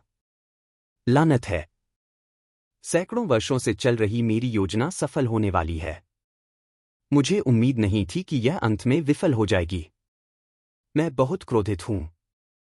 हरे कपड़े पहने बूढ़े आदमी का चेहरा गुस्से से भर गया था। उसकी आंखें लाल हो गई थीं और उसके बड़े हाथों की जोड़ी हवा को पकड़ रही थी। फटी हुई चमकदार प्रकाश स्क्रीन बार बार फटने के कारण हिंसक रूप से हिल रही थी। पूरी बलिवेदी हिंसक रूप से हिल गई और आसपास की जमीन में बड़ी दरारें बनने लगीं। हालांकि प्रकाश स्क्रीन आसमान की तरह बेहद ठोस थी और इसमें खुद को ठीक करने की क्षमता थी। जो दरारें अभी अभी दिखाई दी थीं, वे पलक झपकते ही आपस में मिल गईं, जिससे बूढ़ा आदमी अंदर फंस गया। चियांग झान ने यह दृश्य नहीं देखा। वह रास्ते में उड़ता चला गया। हवा और बिजली की तरह उसकी गति अपनी सीमा तक पहुंच गई थी। कुछ ही सांसों में वह नर्क युद्ध क्षेत्र के दूर के छोर पर पहुंच गया था। इस बार वह मौत से बच गया था। इस तथ्य ने उसे नर्क युद्ध क्षेत्र से बहुत सावधान कर दिया था। तुरंत उसने अतीत में एकत्रित की गई जानकारी का अनुसरण किया और नर्क युद्ध क्षेत्र से बाहर निकलने का रास्ता ढूंढ लिया। एक विशाल प्राकृतिक खाई जो दसियों हजार मीटर लंबी थी। ऊपर से ठंडी चांदनी चमक रही थी, जो आसपास के शून्य को रोशन कर रही थी। प्राकृतिक खाई के दोनों ओर 90 डिग्री की ढलान थी। आम लोग उस पर चढ़ नहीं पाते, लेकिन चियांग झान अभी भी एक एपर्चर ब्रेकिंग स्टेज 7वीं परत था, इसलिए वह स्वाभाविक रूप से नर्क युद्ध क्षेत्र से आसानी से निकल गया। जब वह बाहरी दुनिया में दिखाई दिया, तो उसने आसमान में चमकता हुआ चमकीला चांद, तारे, आसपास के लुढ़कते पहाड़ और हरे भरे जंगल देखे। उसके दिल का सारा अवसाद तुरंत दूर हो गया। हालांकि चियांग झान ने नरक युद्ध क्षेत्र में इस अभियान के दौरान कई खतरों का सामना किया था, फिर भी उसकी साधना 2 स्तरों से आगे बढ़ गई थी और उसके ब्लेड के इरादे में 10% की वृद्धि हुई थी। उसने अविनाशी युद्ध राजा मंत्र के 3रे स्तर को भी तोड़ दिया था और एक शीर्ष ग्रेड आत्मा कलाकृति ताइजी ब्लेड और लाखों युआन का खजाना प्राप्त किया था। यह यात्रा आखिरकार इसके लायक थी, खासकर उसकी ताकत, जो पहले से कई गुना ज्यादा मजबूत थी। एपर्चर ब्रेकिंग स्टेज 7वीं परत में कदम रखने के बाद वह लगभग समृद्ध बल साम्राज्य के शिखर पर खड़ा था। कुछ शक्तिशाली आकृतियों के अलावा कोई भी उसका मुकाबला नहीं कर सकता था। अपने दिल में उत्साह के साथ चियांग झान एक ऊंचे पहाड़ पर चढ़ गया और दूर तक देखा। वह स्वर्गीय मुट्ठी संप्रदाय की नींव को बहुत दूर नहीं पाकर सुखद आश्चर्यचकित था। उसके बाद वह पहाड़ पर चढ़ गया और थोड़ी देर बाद वह स्वर्गीय मुट्ठी संप्रदाय में प्रवेश कर गया। क्योंकि रात हो चुकी थी, गश्त करने वाले शिष्यों के अलावा रात भी हो चुकी थी। वह चुपचाप फायर क्लाउड हॉल में लौट आया। उसने रात को आराम करने और भोर के बाद लिंग पियाओक्सू और लुओजी की तलाश करने की योजना बनाई। उसने मास्टर लेंग जिंगयुन को हाल ही में हुई घटना के बारे में भी बताया। हालांकि जैसे ही वह अपने कमरे में दाखिल हुआ, उसने देखा कि लुओजी पत्थर के बिस्तर पर करवटें बदल रहा था और लगातार आहें भर रहा था। जैसे उसने कुछ सुना हो, लुओजी अचानक उठ बैठा। जैसे ही उसने चियांग झान को देखा, उसने अपना सिर जोर से हिलाया, जैसे उसे अपनी आंखों पर विश्वास नहीं हो रहा हो। मिस्टर झान, क्या यह आप हैं? आप वाकई वापस आ गए? बकवास! मैं आपके ठीक सामने खड़ा हूं। बेशक मैं वापस आ गया, चियांग झान ने मुस्कुराते हुए डांटा। वह पत्थर के बिस्तर के किनारे बैठ गया और लुओजी को देने के लिए कुछ खजाने चुनना चाहता था ताकि यह भाई खुश हो जाए। हालांकि उसे उम्मीद नहीं थी कि लुओजी उसे खींचकर बाहर ले जाएगा। वह अपने जूते पहनना भी भूल गया। मीझान, आप इतनी देर से क्यों वापस आए? कुछ बड़ा हुआ है। आपके चियांग परिवार पर लिंग परिवार ने हमला किया था और आप सभी मारे गए थे। वरिष्ठ बहन पियाओक्सू को खबर मिल गई है और वह उनकी सहायता के लिए दौड़ी आई है, लुओजी ने उत्सुकता से कहा। उसकी आवाज धीमी होने से पहले चियांग झान के शरीर से दुनिया को हिला देने वाली हत्या की भावना फूट पड़ी और आसमान में उड़ गई। क्या? लिंग परिवार ने चियांग परिवार के खिलाफ लड़ने की हिम्मत कैसे की? लिंग शियाओयुन की कमजोर ताकत के साथ वह पूरे चियांग परिवार को कैसे मिटा सकता है? चियांग झान की आंखें लाल हो गईं और वह क्रोध से जल रहा था। उसकी हत्या की भावना लाशों के पहाड़ और खून के समुद्र की तरह थी और इसने आकाश को काला कर दिया और धरती को ढक दिया। यह पूरे क्षेत्र में फैल गई, जिससे आसपास का स्थान हिंसक रूप से हिल गया। मौसम नाटकीय रूप से बदल गया। पूरा फायर क्लाउड पीक हिंसक रूप से हिलने लगा, मानो यह किसी भी क्षण ढहने वाला था। हालांकि वह संदेह से भरा हुआ था, लेकिन उसे विश्वास नहीं था कि लिंग परिवार चियांग परिवार को नष्ट कर सकता है। हालांकि परिवार उसके लिए बहुत महत्वपूर्ण था, खासकर उसके पिता चियांग डोंगटियन, जो उसके विपरीत तराजू थे। कोई भी उसे चोट पहुंचाने की हिम्मत नहीं करता, वह इसके लिए अपनी जान जोखिम में डाल देगा। और यह दुश्मन को टुकड़े टुकड़े कर देगा और उन्हें जलाकर राख कर देगा। मैं इस मामले के विवरण के बारे में निश्चित नहीं हूं, लेकिन सीनियर पियाओक्स्यू ने मुझे बताया। कुछ दिन पहले ब्लड नाइफ चियांग फेंग पहाड़ के गेट में घुस गया और पहाड़ के गेट की रखवाली कर रहे कुछ शिष्यों से लड़ गया। उससे मिलने के बाद ही उसे पता चला कि लिंग परिवार ने अपनी सारी सेनाएं भेज दी हैं। वह उसी दिन चियांग परिवार को मजबूत करने के लिए चली गई। उसने मुझे पीछे रहने और तुम्हारा इंतजार करने के लिए कहा। यह अफसोस की बात है कि तुम अभी तक वापस नहीं आए और तुमने मुझे वास्तव में मौत के घाट उतार दिया है, लुओजी ने यह देखकर जल्दी से समझाया। लिंग परिवार मौत को आमंत्रित कर रहा है। चियांग झान ने जब यह सुना तो वह क्रोधित हो गया और उसकी आंखों में हत्या करने की तीव्र इच्छा भर गई। उसने कहा, मैं तुरंत काले पंख वाले क्रेन को बुलाऊंगा और तुम उन्हें मजबूत करने के लिए मेरे पीछे आओगे। इस बार मैं लिंग परिवार का नरसंहार करूंगा। मैं उनमें से हर एक को मार डालूंगा। गुगु गुगु। यह कहने के बाद चियांग झान ने एक जोरदार और स्पष्ट क्रेन की चीख निकाली। लुढ़कती ध्वनि तरंगे एक ही घेरे में दिखाई दीं और सभी दिशाओं में फैल गईं, पूरे पहाड़ों में गूंज उठीं। चूंकि फायर क्लाउड पीक में तापमान बहुत ज्यादा था, इसलिए ब्लैक फेदर क्रेन बिल्कुल भी जीवित नहीं रह सका। इसलिए चियांग झान आमतौर पर ब्लैक फेदर क्रेन को आसपास के क्षेत्र में शिकार करने देता था। सबसे पहले, द्वितीय श्रेणी का राक्षस जानवर बहुत शक्तिशाली था। दूसरे, पक्षियों को पकड़ना आसान नहीं था। इस तरह उन्हें तितर बितर करके ऊपर उठाना सबसे उपयुक्त होगा। बस एक दर्जन सांसों में आसमान में एक काली छाया दिखाई दी। यह आसमान में एक उल्कापिंड की तरह चमक रहा था। यह ब्लैक फेदर क्रेन था। यह द्वितीय श्रेणी का राक्षस जानवर एक तूफान लेकर आसमान से नीचे आया और चियांग झान के बगल में उतरा। चलो चले। चियांग झान और लुओजी ब्लैक फेदर क्रेन की पीठ पर कूद पड़े और बिना किसी देरी के वे चियांग परिवार की ओर उड़ गए। देखो, यह ब्लैक फेदर क्रेन है। चियांग झान आखिरकार दिखाई दिया है। स्वर्गीय मुट्ठी संप्रदाय से 10 मील से भी कम दूरी पर एक जंगल से एक हैरान करने वाली आवाज सुनाई दी। तीनों युवकों ने अपनी नींद भरी आंखें मली और काले पंख वाले सारस को अपने पंख फैलाकर आसमान में उड़ते देखा। रात के आसमान में उड़ता हुआ दिखाई दिया और सभी की आंखें क्रूर और खूनी रोशनी से भर गईं। छोटे भाइयों, हम 10 दिनों से ज्यादा समय से यहां घात लगाए बैठे हैं। आखिरकार हम अपना मिशन पूरा कर सकते हैं। जल्दी करो, मेरे पीछे आओ और चियांग झान का शिकार करो। जैसे ही उनमें से एक ने कहा, काले कपड़े पहने युवक ने बगल से एक विशाल चील को खींचा। एक झटके में वह चील की पीठ पर कूद गया। दूसरे दो युवक भी चील पर कूद पड़े। तुरंत चील ने एक लंबी चीख मारी। उसने तीनों युवकों को उठाया और धनुष से निकले तीर की तरह आसमान में भाग गया। इसकी गति अविश्वसनीय रूप से तेज थी। पलक झपकते ही यह काले पंख वाले सारस से आगे निकल गया। यह बुरा है। क्या ऐसा हो सकता है कि लिंग परिवार ने हमें रोकने के लिए कुछ शक्तिशाली योद्धा भेजे हों? लुओजी ने चौंक कर चिल्लाया और लंबी तलवार निकाली। रैंक 2 के शीर्ष दानव जानवर, स्वर्गीय पंखों वाला उड़ता हुआ चील और एस्ट्रल कंडेंसेशन स्टेज की 5वीं परत, 6ठी परत और 7वीं परत का योद्धा। मुझे नहीं लगता कि वे लिंग परिवार से हैं, लेकिन चूंकि वे हमें रोकने की कोशिश कर रहे हैं, इसलिए वे स्वाभाविक रूप से हमारे दुश्मन हैं। चियांग झान की भौहें ठंडी थीं और उसकी निगाहें ब्लेड की तरह तेज थीं। उसने ठंडे अंदाज में अपनी निगाहें स्वर्गीय पंखों वाले उड़ते हुए चील और उन 3 युवा योद्धाओं पर घुमाईं, जो उसका रास्ता रोकने के लिए मुड़े थे। वह लगातार उपहास करता रहा।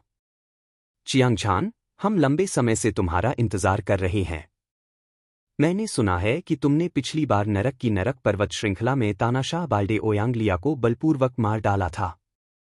स्वर्ग दबाने वाली तलवार, पानयुन, साथ ही दिव्य चाकू संप्रदाय और विशाल तलवार संप्रदाय के कई सच्चे शिष्य। तुम्हारा नाम दूर दूर तक फैल गया है, पूरे देश को हिलाकर रख दिया है।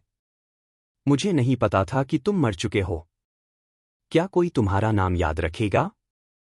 चियांग झान, तुमने मेरे दिव्य चाकू संप्रदाय के कई सच्चे शिष्यों को मार डाला है। आज हम तीनों बदला लेने के लिए यहाँ हैं। तीनों युवकों के चेहरे पर ठंडे भाव थे और उनकी हत्या की मंशा आसमान तक बढ़ रही थी। उनके प्रत्येक शरीर में ऊर्जा की लहरें उठ रही थीं। ऐसा लग रहा था जैसे समुद्र में एक बहुत बड़ी लहर उठी हो और वह तारों वाले आकाश की ओर बढ़ रही हो। पूरा शून्य एक ऊर्जा तूफान से घिरा हुआ था। एक विशाल दबाव ने आकाश और पृथ्वी को ढक लिया था। इसने हर जगह तबाही मचा दी और यहां तक कि आसपास की हवा भी जम गई थी। मिस्टर झान, जल्दी से काले पंख वाले क्रेन से संपर्क करें ताकि वह नीचे उतर सके। हमारे पास अभी भी इस जगह से भागने का मौका हो सकता है, नहीं तो हम आज मर जाएंगे। लुओजी का मन घबरा गया। उसने जल्दी से चियांग झान के कान से आग्रह किया। यह ठीक है। दिव्य चाकू संप्रदाय की ये 3 चींटियां मेरी नज़र में मुर्गियां और कुत्ते के अलावा कुछ नहीं है। चियांग झान ने अपना सिर हिलाया। बोलते हुए उसने अपनी मुट्ठी से वार किया। मुक्के की ताकत ने स्वर्ग और पृथ्वी को निगल लिया, स्वर्ग और पृथ्वी को हिला दिया। एक ऐसी ऊर्जा जो पहाड़ों को गिरा सकती थी और समुद्र को उलट सकती थी, घनीभूत एस्ट्रल क्यू क्रिस्टल के चारों ओर लिपटी हुई थी। यह असंख्य सितारों की तरह था, लेकिन असंख्य ज्वालामुखियों की तरह भी। इसने एक भयानक आभा उत्सर्जित की क्योंकि यह तीनों युवा विशेषज्ञों की ओर बेरहमी से हमला कर रहा था। दहाड़, दहाड़। धरती को हिला देने वाली ड्रैगन की दहाड़ हवा में गूंजती रही। यह अरबों दिव्य ड्रैगन की दहाड़ की तरह लग रहा था, जिसने दुनिया को चौंका दिया। आह! दुनिया को हिला देने वाले विस्फोटों की एक श्रृंखला में 3 युवा विशेषज्ञ और रैंक 2 के एक शीर्ष राक्षस जानवर, पंखों वाला उड़ने वाला ईगल, सभी हिंसक रूप से फट गए। खून और मांस हर जगह उड़ गए। उनकी हड्डियां फट गईं और वे बिना किसी दफनाने की जगह के मर गए। जब लुओजी ने यह दृश्य देखा, तो उसका चेहरा सदमे से भर गया और वह अवाक रह गया। उसके दोनों पैर लंगड़े हो गए और वह लगभग काले पंख वाले क्रेन की पीठ से नीचे गिर गया। उसे अपनी आंखों पर लगभग विश्वास नहीं हो रहा था। चियांग झान ने लापरवाही से उस पर एक मुक्का मारा। उसने वास्तव में रैंक 2 के शीर्ष राक्षस जानवर, एस्ट्रल कंडेंसेशन स्टेज के 5वें स्तर के राक्षस जानवर को मार डाला था। एक 6ठी परत के राक्षस जानवर और एक 7वीं परत के राक्षस जानवर। इतनी शक्तिशाली ताकत! यह बिल्कुल समझ से परे था। हालांकि वह जानता था कि चियांग झान असाधारण प्रतिभा और असाधारण प्रतिभा वाला व्यक्ति था और कोई भी उससे कभी भी समान अवस्था के मार्शल आर्टिस्ट के साथ लड़ने में सक्षम नहीं था, और उससे अधिक साधना आधार वाले किसी व्यक्ति को चुनौती देना खाने पीने जितना आसान था। फिर भी आज की लड़ाई ने उसे बहुत बड़ा झटका दिया था। चियांग झान ने लुओजी की अभिव्यक्ति देखी और मंद मंद मुस्कुराया। अभी अभी का मुक्का ऐसा लग रहा था कि वह जो चाहे कर सकता है। यह एक आकस्मिक मुक्का था, लेकिन वास्तव में यह उसके एपर्चर ब्रेकिंग स्टेज 7वीं परत को तोड़ने के बाद था। सामान्य परिस्थितियों में सबसे शक्तिशाली हमले में गैंग क्यूई का 20% हिस्सा होता। यह एक विशाल पर्वत को नष्ट करने के लिए पर्याप्त शक्तिशाली था, और यह yellow rank middle level combat skill तानाशाह ड्रैगन मुट्ठी की असली शक्ति को उजागर करने में सक्षम था। भयानक ध्वनि तरंगों ने आत्माओं पर प्रहार किया, जिससे 3 दिव्य चाकू संप्रदाय के योद्धाओं को वापस लड़ने का समय नहीं मिला। वे मौके पर ही मारे गए। बेशक अगर वे अपना सबसे शक्तिशाली हमला भी करते तो भी वे मर जाते, क्योंकि चियांग झान उन्हें मारने के लिए दृढ़ था। उसी समय चियांग झान चियांग परिवार के लोगों की सुरक्षा के बारे में चिंतित था। बिना किसी हिचकिचाहट के उसने काले पंख वाले क्रेन से संपर्क किया और बादलों और कोहरे के बीच से उड़ गया। जल्द ही वह ड्रैगन सिटी के ऊपर आसमान में दिखाई दिया। चारों ओर देखने पर चियांग परिवार की जागीर आग की लपटों से जल रही थी। लपटें इतनी तेज थीं कि रात का आसमान लाल हो गया था। वे शानदार और भव्य महल, वे लंबे समय से खंडहर में बदल गए थे। हर जगह लाशें थीं। खून की तेज गंध हवा में भर गई, जिससे मतली आ रही थी। चियांग झान एक बार फिर क्रोधित हो गया। उसकी लंबी और सीधी देह से लाशों के पहाड़ और खून के समुद्र की तरह हत्या की मंशा की लहरें निकल रही थीं, और ऐसा लग रहा था जैसे वे 9 स्वर्गों को भेदने वाली थीं। समृद्ध शक्ति साम्राज्य के 4 महान परिवारों में से एक चियांग परिवार की राजसी जागीर खंडहर में बदल गई थी। असंख्य लाशों और खून की तेज गंध ने चियांग झान के क्रोध को उबाल दिया। हत्या का इरादा आसमान छू रहा था। वह अपने पिता को खोजने और लिंग परिवार को एक दर्दनाक सबक सिखाने के लिए इंतजार नहीं कर सकता था। जिस क्षण से उसे यह याद आया, चियांग परिवार को लिंग परिवार ने दबा दिया था। बाद में वह स्वर्गीय मुट्ठी संप्रदाय में शामिल हो गया। पहले लिंग यू ने उसे धमकाया, फिर लिंग फेंग ने उस पर अत्याचार किया। अंत में लिंग तियान ने उसे मार भी डाला, खासकर जब उसके पिता को कुछ समय पहले रक्त झील में घेर लिया गया था। इन सभी चीजों ने चियांग झान को उसे मारने के लिए प्रेरित किया। इस बार चाहे कुछ भी हो, उसे चियांग परिवार को इस बीमारी से छुटकारा दिलाने में मदद करनी थी। अगर वह लिंग परिवार को जड़ से नहीं उखाड़ता, तो वह इस मामले को कभी शांत नहीं होने देगा। श्री झान को चिंता करने की जरूरत नहीं है। बड़ी बहन पियाओक्सू की मदद से मुझे लगता है कि चाचा और बाकी लोग ठीक होंगे। लुओजी का चेहरा उदास था और उसकी आंखों में हत्या की भावना भरी हुई थी। चियांग झान ने अपना सिर हिलाया और उसके मुंह से एक जोरदार और स्पष्ट क्रेन की चीख सुनाई दी। फिर उसने संचार ब्लैक फेदर क्रेन का इस्तेमाल करके आसमान से नीचे गोता लगाया और चियांग परिवार के खंडहरों के सामने उतरा। चलो चारों ओर देखते हैं और देखते हैं कि क्या यहाँ कोई जीवित लोग हैं। शायद हम उनके बारे में कुछ जानकारी प्राप्त कर सकें। चियांग झान की भौहें ठंडी थीं और उसकी आंखें ठंडी थीं। उसने ठंडी आंखों से अपनी आंखें धधकती आग की लपटों पर घुमाईं। जैसे ही वह खंडहर में प्रवेश करने वाला था, चियांग परिवार के सामने वाले घर से एक आकृति बाहर निकली। चियांग झान, मैंने आखिरकार तुम्हें पा लिया। वह आदमी लंबा था और उसके हाथ में खून से सना हुआ ब्लेड था। उसका शरीर चोटों से भरा हुआ था। यह वास्तव में चियांग फेंग था। उसने आश्चर्य से कहा और चियांग झान को 2 जोड़ी आंखों से घूरते हुए एक सुखद आश्चर्यपूर्ण भाव प्रकट किया। चियांग फेंग, तुम कैसे हो? चियांग परिवार में क्या हुआ? मेरे पिता और चाचा कहाँ हैं? चियांग झान की आंखें चमक उठीं। जब उसने देखा कि चियांग फेंग अपनी गंभीर चोटों के कारण मृत्यु के कगार पर है, तो वह चिंतित हो गया और उसने कुछ सवाल पूछे जिनके बारे में उसे सबसे अधिक चिंता थी। चिंता मत करो।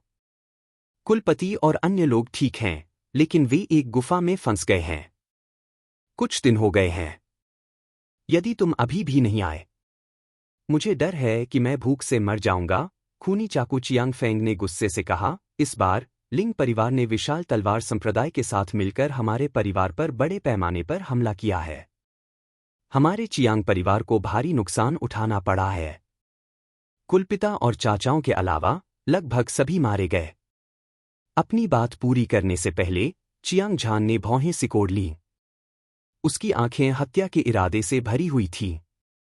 विशाल तलवार संप्रदाय ने वास्तव में 2 परिवारों के मामलों में हस्तक्षेप किया। ऐसा लगता है कि वे विशेष रूप से मुझसे निपटने के लिए यहाँ हैं। चूंकि ऐसा है, इसलिए नरसंहार शुरू करने के लिए मुझे दोष न दें। चियांग झान की ठंडी आवाज ठंडी हवा के झोंके की तरह थी। बोलते समय उसने हवा में एक हथियाने वाली हरकत की और एक उच्च श्रेणी की स्पिरिट पिल निकाली। उसने इसे चियांग फेंग को सौंप दिया और कहा, यह स्वर्गीय राजाओं के लिए एक जीवन रक्षक गोली है। यह आपके घावों से उबरने के लिए पर्याप्त है। इसे ले लो और रास्ते में इसका सेवन करो। अब चलो और चियांग परिवार के वरिष्ठों को बचाओ। चियांग फेंग ने स्वर्गीय राजा की जीवन रक्षक आत्मा की गोली की प्रतिष्ठा के बारे में सुना था। वह जानता था कि इस उच्च श्रेणी की आत्मा की गोली में चमत्कारी उपचार प्रभाव था। यह अमूल्य था और आम लोग इसे वहन नहीं कर पाएंगे। केवल 3 प्रमुख संप्रदायों के सच्चे शिष्य ही इसे अपने साथ ले जा सकते थे। लेकिन चियांग झान स्वर्गीय मुट्ठी संप्रदाय का केवल एक आंतरिक चक्र शिष्य था। उसके पास इतनी कीमती दवा की गोली कैसे हो सकती थी? एक विचार के साथ उसने स्वर्गीय राजा से जीवन रक्षक गोली ले ली। उसकी दोनों आंखें चियांग झान को देख रही थीं। उन्होंने कहा, चियांग झान, इस बार स्थिति आपकी कल्पना से कहीं अधिक गंभीर है। विशाल तलवार संप्रदाय ने पहले ही 8वीं परत के एस्ट्रल कंडेंसेशन चरण के योद्धाओं और 9वीं स्वर्गीय परत के योद्धाओं को कुलपति और अन्य लोगों को घेरने के लिए भेज दिया था। यहां तक कि लिंग पिया ओक्सू भी समझ नहीं पा रहा है कि क्या किया जाए। तुम वहां क्यों नहीं भागते? मुझे डर है कि तुम उनके जाल में फंस जाओगे। इसके अलावा कुलपति ने मुझे तुमसे तुम्हारी ताकत के बारे में पूछने का निर्देश दिया था। अगर कोई खतरा है तो हमें कुछ समय के लिए अस्थायी रूप से छिपने दो। जब हम भविष्य में मजबूत हो जाएंगे तो हम उनसे बदला लेंगे। चियांग झान ने जब यह सुना तो वह क्रोधित हो गया। विशाल तलवार संप्रदाय ने वास्तव में एस्ट्रल कंडेंसेशन स्टेज की 8वीं परत भेजी थी। 9वीं स्वर्गीय परत विशेषज्ञ, यह चियांग परिवार का कुल विनाश था। अगर यह इस तथ्य के लिए नहीं होता कि वे इस बड़ी मछली की प्रतीक्षा कर रहे थे, तो उसके पिता और अन्य लोग बहुत पहले ही मारे गए होते। हालांकि वह अपने पिता के श्रमसाध्य प्रयासों को समझता था, लेकिन 10 साल बाद बदला लेना उसकी शैली नहीं थी। वह तुरंत बदला लेगा। इससे भी महत्वपूर्ण बात यह है कि चियांग झान में बदला लेने की क्षमता थी। एस्ट्रल कंडेंसेशन स्टेज की 8वीं परत, 9वीं स्वर्गीय परत विशेषज्ञ, दूसरों की नज़र में बहुत प्रसिद्ध हो सकता है। उसे इसकी बिल्कुल भी परवाह नहीं थी। इसके अलावा अपने पिता और अन्य लोगों को बचाने के लिए। तो क्या हुआ अगर उसने आसमान में छेद कर दिया? चियांग फेंग, मेरी वर्तमान ताकत विशाल तलवार संप्रदाय के विशेषज्ञों से निपटने के लिए पर्याप्त है। आपको मेरी चिंता करने की जरूरत नहीं है। हमें तुरंत वहां ले चलो, चियांग झान ने आत्मविश्वास से भरे चेहरे के साथ कहा। उस स्थिति में चलो अब चलते हैं। चियांग फेंग ने अपना सिर हिलाया, उसकी आंखें जुनून से जल रही थीं। अगले ही पल चियांग झान, लुओजी और चियांग फेंग काले पंख वाले क्रेन की पीठ पर कूद गए। फिर चियांग झान ने काले पंख वाले क्रेन से संवाद किया और विशाल शून्य में भाग गया। ड्रैगन सिटी के बाहर लुढ़कते पहाड़ों में एक प्राकृतिक रूप से बनी गुफा थी। इस समय गुफा की गहराई में भयंकर लपटें जल रही थीं। आसपास दर्जनों लोग थे। पुरुष और महिलाएं, बूढ़े और जवान सभी थे। उन सभी के चेहरे पर चिंता के भाव थे और वे आहें भर रहे थे। उनमें से हर कोई खून से लथपथ था। जाहिर है उन्हें गंभीर चोट लगी थी। ये लोग चियांग परिवार के बुजुर्ग, चियांग झान के चाचा, साथ ही युवा पीढ़ी के चियांग शियोंग और चियांग युन थे। वे किसी का इंतजार कर रहे थे। उनमें से एक मध्यम आयु वर्ग का व्यक्ति था, जिसका चेहरा सुंदर और आंखें गहरी थीं। वह स्वाभाविक रूप से चियांग परिवार का कुलपति, चियांग झान का पिता, चियांग डोंगटियन था। जब से चियांग झान ने यातना पर्वत श्रृंखला में तानाशाह बाल्डे ओयांगलिया को मार डाला। स्वर्ग दमन तलवार, पानयुन, साथ ही दिव्य चाकू संप्रदाय और विशाल तलवार संप्रदाय के कई विशेषज्ञ। अनगिनत साधना संसाधन प्राप्त करने के बाद उसका साधना आधार पहले ही सूक्ष्म संघनन चरण की 4थी स्वर्गीय परत में प्रवेश कर चुका था। हालांकि उसकी क्यूई अभी भी कमजोर थी और वह गंभीर रूप से घायल हो गया था। यह सब इस बार पियाओक्स्यू की मदद के लिए धन्यवाद है। अन्यथा मुझे डर है कि हम सभी बहुत पहले ही मर चुके होते, चियांग डोंगटियन ने खुद से कहा।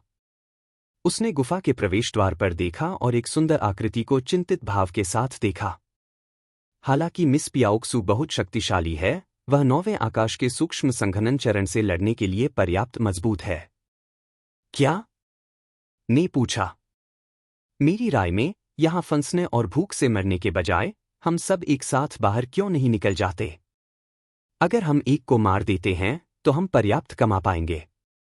अगर हम 2 को मार देते हैं तो हम 1 कमा लेंगे। कुलपति, इस बार विशाल तलवार संप्रदाय ने जियांग और लिंग परिवार के बीच युद्ध में हस्तक्षेप किया है। जाहिर है वे चियांग झान को निशाना बना रहे हैं। आपको वास्तव में चियांग फेंग को वापस नहीं भेजना चाहिए था। अगर चियांग झान को खबर मिलती तो वह निश्चित रूप से हर कीमत पर यहां आता।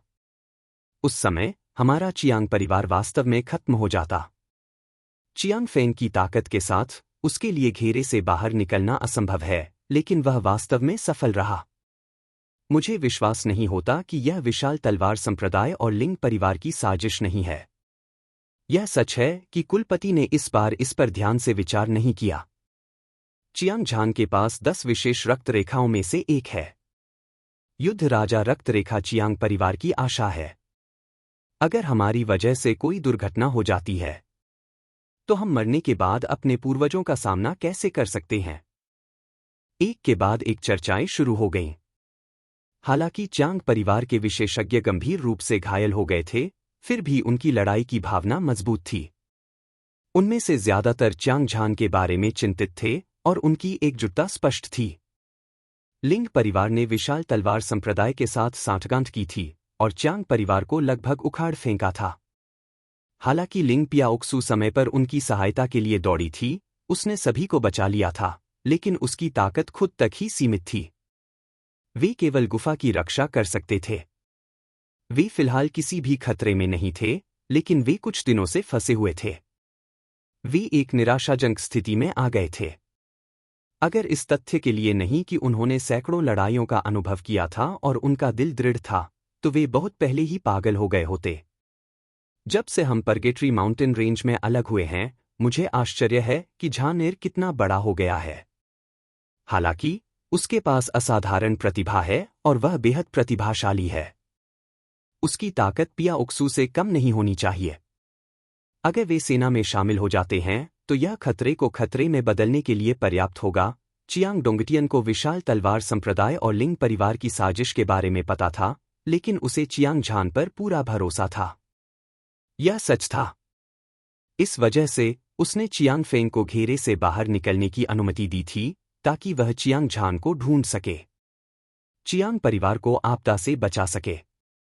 चियांग झान, तुम क्या कर रहे हो? तुम इतने लंबे समय से खुद को नहीं दिखा रहे हो, क्या ऐसा हो सकता है कि कुछ अप्रत्याशित हुआ है? गुफा के प्रवेश द्वार पर लिंग पियाओक्स्यू अपने हाथ में लंबी तलवार लिए गर्व से खड़ी थी। उसका पूरा शरीर एक अतुलनीय भयंकर आभा उत्सर्जित कर रहा था। ऐसा लग रहा था जैसे एक लंबी तलवार अपने म्यान से बाहर निकल आई हो। उसकी हत्या करने की मंशा दमनकारी थी। हालांकि उसके ठंडे और आकर्षक चेहरे पर एक शिकन थी। उसकी आंखों में चिंता की एक झलक दिखाई दी। गुगुगु। अचानक दूर के आकाश से एक सारस की तेज और स्पष्ट चीख आई, जिसने सभी का ध्यान आकर्षित किया। तुरंत चियांग डोंगटियन और चियांग परिवार के सभी विशेषज्ञ खड़े होने के लिए संघर्ष करते हुए लिंग पियाओक्स्यू के पीछे इकट्ठा हो गए। हर कोई देख सकता था कि विशाल तारों वाले आकाश में एक काली छाया धनुष से निकले तीर की तरह उनकी ओर बढ़ रही थी। यह एक मजबूत और दिव्य काले पंख वाला सारस था जो गाय जितना बड़ा था। यह एक तूफान के साथ नीचे आया और पहाड़ की तलहटी में उतरा। स्वूश स्वूश स्वूश। एक ही समय में काले पंख वाले सारस की पीठ से 3 मानव आकृतियां नीचे कूद गईं। उनमें से एक लंबा और सीधा था। उसकी पीठ भाले की तरह थी और उसका पूरा शरीर एक अद्वितीय हत्या की मंशा प्रकट कर रहा था। वह चियांग झान था और अन्य 2 स्वाभाविक रूप से लुओजी और चियांग फेंग थे। चियांग झान अपने चेहरे पर एक ठंडी अभिव्यक्ति के साथ वहां लापरवाही से खड़ा था और उसकी आंखें लाल थीं। लाशों के पहाड़ और खून के समुद्र की तरह हत्या के इरादे के विपरीत, वह एक अद्वितीय हत्या करने वाले देवता की तरह लग रहा था, जो दुनिया को देख रहा था। पिताजी, झानर यहाँ है। आपको अब छिपने की जरूरत नहीं है। आप सभी बाहर आ जाइए। चियांग झान के मुंह से एक ठंडी आवाज निकली। जब से उसे पता चला कि उसका परिवार नष्ट हो गया है, उसके पिता खतरे में थे। उसका दिल क्रोध से भर गया था और उसकी हत्या की मंशा को छिपाया नहीं जा सकता था। इसने आकाश में खून का एक समुद्र बना दिया, जो आकाश और पृथ्वी को ढक रहा था। हवा से एक खतरनाक आभा महसूस की जा सकती थी। चियांग झान, तुम आखिरकार यहां आ गए। लिंग पियाओक्सू खुश थी। जैसे ही उसने बात की, वह गुफा से बाहर निकलने वाली पहली व्यक्ति थी। चियांग डोंगटियन और चियांग परिवार के लोग उसके पीछे पीछे बाहर आए। चियांग झान ने देखा कि वे सभी दुबले-पतले थे और उनकी आंखों की कोठरियां धंसी हुई थीं। वे भूख से मर रहे लोगों की तरह लग रहे थे जो अकाल से बचकर आए थे। उनके शरीर खून से लथपथ थे और वह क्रोधित होने से खुद को नहीं रोक सका। चियांग झान, हम लंबे समय से तुम्हारा इंतजार कर रहे थे। जब से तुम आ जाए हो, जिंदा जाने के बारे में सोचना भी मत। बाईं ओर से एक जानलेवा आवाज सुनाई दी। उसने अपना सिर घुमाया और आवाज के स्रोत को देखा। दर्जनों लोग जंगल से बाहर निकले। उनमें से प्रत्येक एक उफनती हुई क्यूई उत्सर्जित कर रहा था। ऐसा लग रहा था जैसे एक तूफानी समुद्र से लुढ़क कर ऊपर आ गया हो और यह तारों वाले आकाश की ओर बढ़ रहा हो। इस समय उनके चारों ओर हवा और बादलों ने रंग बदल दिया और तारे हिलने लगे। अंतरिक्ष के बड़े हिस्से हिंसक रूप से कांपने लगे, मानो यह किसी भी क्षण ढहने वाला हो। यह आवाज बेहद चौंकाने वाली थी। आगे चल रहे युवक ने बैंगनी कपड़े पहने थे और उसके कपड़े बिना किसी हवा के फड़फड़ा रहे थे। वह एक फड़फड़ाते हुए युद्ध के झंडे की तरह था और उसका पूरा शरीर शक्तिशाली ऊर्जा से लहरा रहा था। वह एक विशाल पर्वत की तरह था जो उस पर दबाव डाल रहा था। वह बहुत लंबा था, 9 फीट की ऊंचाई। उसकी लंबी भौहें उसके मंदिरों तक पहुंचती थीं और उसकी आंखें सितारों की तरह थीं। उसने ऊपर से चियांग झान को देखा, उसकी आंखें तिरस्कार से भरी थीं। उसके पीछे 2 8वें स्तर के एस्ट्रल कंडेंसेशन स्टेज योद्धा थे और वे अपने चेहरों पर उत्साह के साथ चियांग झान को देख रहे थे। ऐसा लग रहा था जैसे वे किसी मरे हुए आदमी को देख रहे हों। बाकी सभी लिंग परिवार से थे। लिंग शियाओयुन के चेहरे पर एक क्रूर भाव था। उसकी आंखें खून के प्यासे अकेले भेड़िए की तरह भयंकर थीं जब वह चियांग झान को घूर रहा था। उसने अपने दिल की गहराई में हत्या के इरादे को छिपाने की भी कोशिश नहीं की। एक 9वें स्वर्गीय एस्ट्रल कंडेंसेशन स्टेज योद्धा। चियांग झान एक ही नज़र में बैंगनी कपड़े पहने युवक के साधना आधार को देख सकता था। हालांकि न केवल उसने कोई डर नहीं दिखाया, बल्कि उसके मुंह के कोने एक ठंडी मुस्कान में सिकुड़ गए। यह आदमी विशाल तलवार संप्रदाय का सच्चा कुलीन शिष्य है। उसने एक ही तलवार के वार से फेंग बियाओ की लाश को कुचल दिया। ऐसा कहा जाता था कि वह जिस तलवार की तकनीक का अभ्यास करता था, वह शक्तिशाली और दबंग थी। ऐसा कहा जाता था कि वह अजेय था और अक्सर एक ही तलवार के वार से मारा जाता था। दुश्मन तुरंत टुकड़ों में कुचल दिया जाएगा और एक गंभीर मौत मर जाएगा। मैंने उससे पहले भी लड़ाई की है। यह वास्तव में असाधारण है, लिंग पियाओक्स्यू ने चियांग झान को उसके कान में याद दिलाया। एक ही तलवार के वार से फेंग बियाओं की लाश को तोड़ना सिर्फ एक अनुचित प्रतिष्ठा है। अगर चियांग परिवार के लोगों की देखभाल करने वाली वरिष्ठ बहन नहीं होती, तो मुझे डर है कि वह अब तक जीवित नहीं रह पाता। चियांग झान ने अपना सिर हिलाया। उसने पहले ही लिंग पियाओक्स्यू की अजेय ताकत को देख लिया था। वह निश्चित रूप से उससे कमजोर नहीं थी। एक ही तलवार के वार से फेंग बियाओ को मारना कोई मुश्किल काम नहीं था।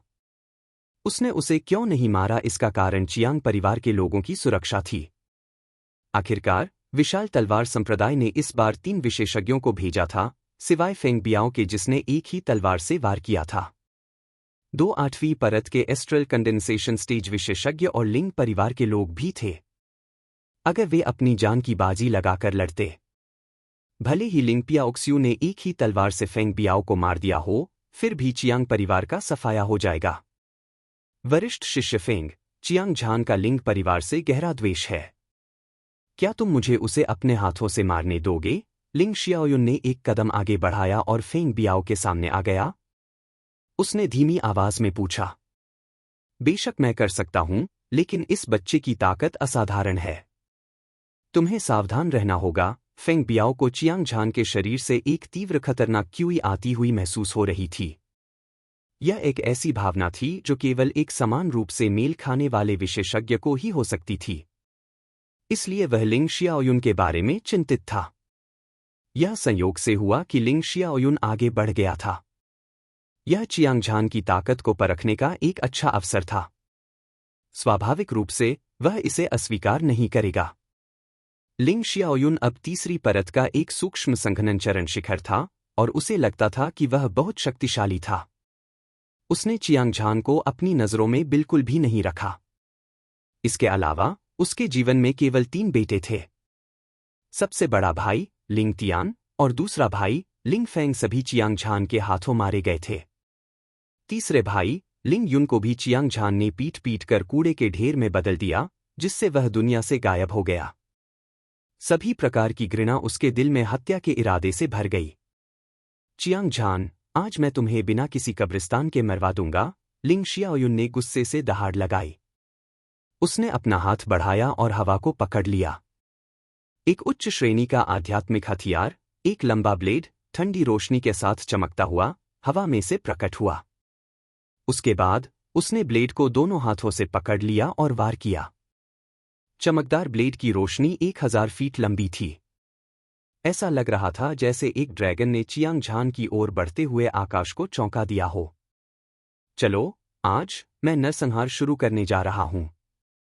चियांग झान ने एक लंबी दहाड़ लगाई और उसकी आंखें हत्या के इरादे से भरी हुई थी। उसने अपनी मुट्ठी से मुक्का मारा और उसके मुक्के की ताकत एक ड्रैगन की तरह थी जो 10,000 मील निगल सकता था, डोंगटियन की जमीन को हिला रहा था। इसने शून्य को चकनाचूर कर दिया और एक विशाल मात्रा में ऊर्जा ने पूरे आकाश को ढक लिया। ध्वनि ने आकाश और पृथ्वी को हिला दिया और क्यूई ने आकाश को तोड़ दिया। धमाका! हवा में एक तेज आवाज सुनाई दी। एक शक्तिशाली और दबंग मुट्ठी की ताकत आकाश और पृथ्वी पर फैल गई और इसे रोकना असंभव था। इससे धधकती ब्लेड की रोशनी टूट गई और लिंग जियाओयुन के शरीर पर जा लगी। आह!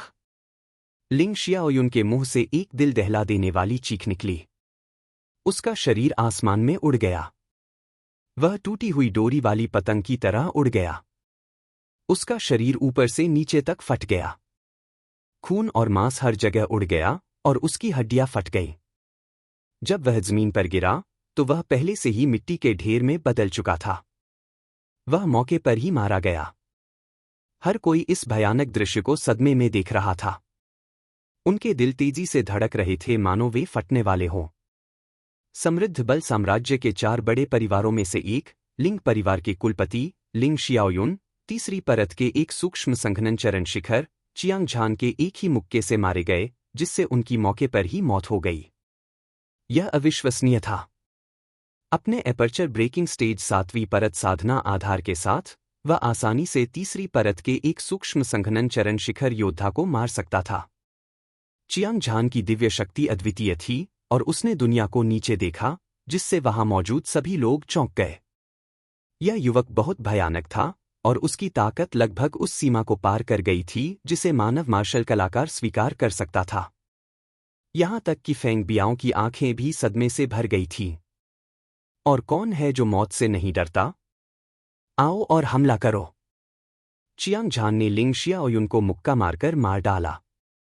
वह ठंडी मुस्कान के साथ मुस्कुराया। उसकी आंखें ब्लेड जैसी रोशनी से चमक रही थीं क्योंकि उसने अपनी नज़र फेंग बियाओं और उसके पीछे खड़े लोगों पर घुमाई। ऐसा लग रहा था जैसे वह किसी चींटी को देख रहा हो जो उकसावे से भरी हुई हो। चियांग झान, मुझे यह स्वीकार करना होगा कि आपकी ताकत वास्तव में असाधारण है। हालांकि आप हमारे सामने अहंकारी बनकर मौत को दावत दे रहे हैं। एस्ट्रल कंडेंसेशन स्टेज के 8वें स्तर का योद्धा जोरदार कदमों से बाहर आया। वह लंबा नहीं था। उसका रूप रंग साधारण था, जो लोगों की भीड़ में नहीं पाया जा सकता था। हालांकि जब वह चियांग झान के सामने खड़ा हुआ तो एक तेज गति बाढ़ की तरह फूट पड़ी। एक अराजक धारा शक्तिशाली तरीके से बही, जिससे आसपास की हवा और बादलों का रंग बदल गया। स्वर्ग और पृथ्वी कांप उठे और बल आश्चर्यजनक था। चियांग झान हमेशा की तरह शांत था। उसका पूरा शरीर पहाड़ की तरह ठोस था और वह बिल्कुल भी नहीं हिला।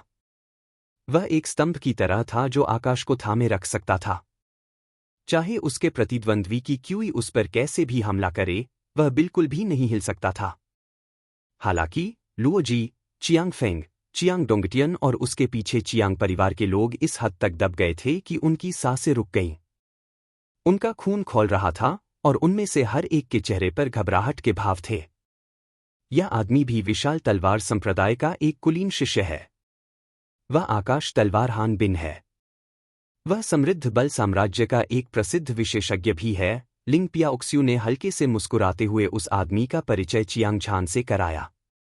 वह तो बस एक मुर्गी और कुत्ता है, चियांग झान ने खुद से कहा। उसने अपने बड़े हाथ से हवा में पकड़ने की हरकत की।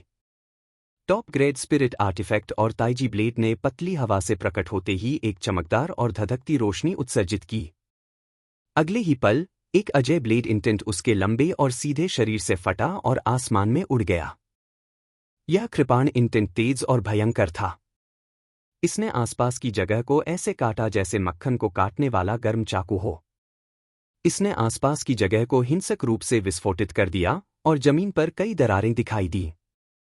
ऐसा लग रहा था मानो पूरी दुनिया टूटने वाली है। घटनास्थल पर मौजूद हर किसी को ऐसा लग रहा था मानो उनकी आत्माएं टूटने वाली है। वे सभी डरे हुए थे और उन्हें बहुत पसीना आ रहा था। खासकर हान बिन, जो चियांग झान के सामने खड़ा था। उसका चेहरा उदास था। उसकी आंखें गंभीर थीं। वह जानता था कि इस बार उसने लोहे की प्लेट पर लात मारी है, लेकिन उसने डर का कोई लक्षण नहीं दिखाया। उसका युद्ध का इरादा आसमान छू रहा था, और यह ऐसा कुछ नहीं था जिस पर 8वीं परत का एस्ट्रल कंडेंसेशन स्टेज योद्धा गर्व कर सके। वह खुद पर पूरा भरोसा रखता था। चलो करते हैं। चियांग झान ने ताइजी ब्लेड को अपने हाथ में पकड़ लिया और हान बिन को एक उपहास भरी निगाह से देखा। फिर उसने ठंडी आवाज में कहा। हान बिन ने अपना हाथ घुमाया और उसका मुंह 9 फीट लंबा था। यह एक दरवाजे जितना चौड़ा था और यह एक बहुत बड़ी नीली लंबी तलवार थी। ऐसा लग रहा था जैसे यह पतली हवा से पैदा हुई हो। तलवार की नोक से एक शक्तिशाली और बढ़ती हुई ऊर्जा फूट पड़ी। इसने एक चमकदार रोशनी उत्सर्जित की, जैसे कि इसके भीतर एक चिलचिलाती धूप छिपी हो। इसने आसपास के स्थान और समय को रोशन कर दिया। इस समय आधी रात थी। हालांकि चांदनी और तारों की रोशनी स्वर्ग और पृथ्वी के बीच बिखरी हुई थी, लेकिन आसपास के लोग अपनी ऊर्जा को केवल अपनी आंखों में केंद्रित करके युद्ध को देख सकते थे। हालांकि जैसे ही स्वर्गीय तलवार हान बिन ने विशालकाय तलवार निकाली, पूरी दुनिया चमक उठी। 100,000 फीट की दिव्य रोशनी ने सभी को चौंका दिया। आकाश दिव्य तलवार, मार डालो, हान बिन ने दहाड़ते हुए कहा, जब उसकी हथेली में मौजूद विशाल तलवार हवा में उछली। तलवार की बेजोड़ ऊर्जा एक उफनती नदी की तरह थी, जो लगातार उफनती जा रही थी। यह विशाल आकाश में फैल गई, और इसमें बहुत सारे एस्ट्रल क्यू क्रिस्टल थे, जो लगातार एक भयानक ऊर्जा उत्सर्जित कर रहे थे। इसने आकाश को धुंधला कर दिया और पृथ्वी को ढक लिया, क्योंकि यह चियांग झान की ओर बढ़ रहा था। हालांकि चियांग झान बहुत आश्वस्त था, लेकिन उसने थोड़ी सी भी लापरवाही करने की हिम्मत नहीं की। उसने अविनाशी युद्ध राजा मंत्र कौशल को अपनी सीमा तक धकेल दिया। उसके शरीर से असीम सुनहरी रोशनी निकल रही थी। वह एक शक्तिशाली स्वर्ण युद्ध देवता की तरह लग रहा था जो पहाड़ों और नदियों को निगल सकता था। खून की बारिश और गंदी हवा। चियांग झान ने अपनी कृपाण से वार किया। धधकती कृपाण की रोशनी 3000 मीटर लंबी थी। यह एक इंद्रधनुष की तरह था जो स्वर्ग को हिला सकता था, और स्वर्ग ने दिव्य दंड भेजा था। यह हत्या के इरादे से संघनित था जो लाशों के पहाड़ और खून के समुद्र की तरह था, साथ ही एक अजय कृपाण इरादे से भी। इसने विशाल तलवार ऊर्जा को आसानी से कुचल दिया, जैसे कि कुचलना। बूम! एक बहरा विस्फोट हुआ और इस टकराव के सामने पूरा तारों वाला आकाश कांप उठा। अद्वितीय कृपाण प्रकाश ने तलवार की कीवी को काट दिया, लेकिन न केवल इसकी शक्ति कमजोर नहीं हुई, इसने सीधे आकाश में एक चौड़ी दरार खोल दी। यह आकाश तलवार हान बिन पर उतरा। बिना किसी रहस्य के विशालकाय तलवार संप्रदाय के इस कुलीन शिष्य एस्ट्रल कंडेंसेशन स्टेज योद्धा की 8वीं परत ब्लेड की रोशनी से आधे में कट गया।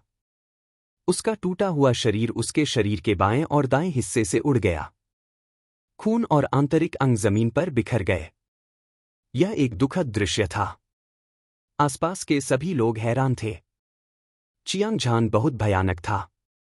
उसने हान बिन को सिर्फ एक वार से आसानी से मार डाला था। क्या वह अभी भी एक इंसान था?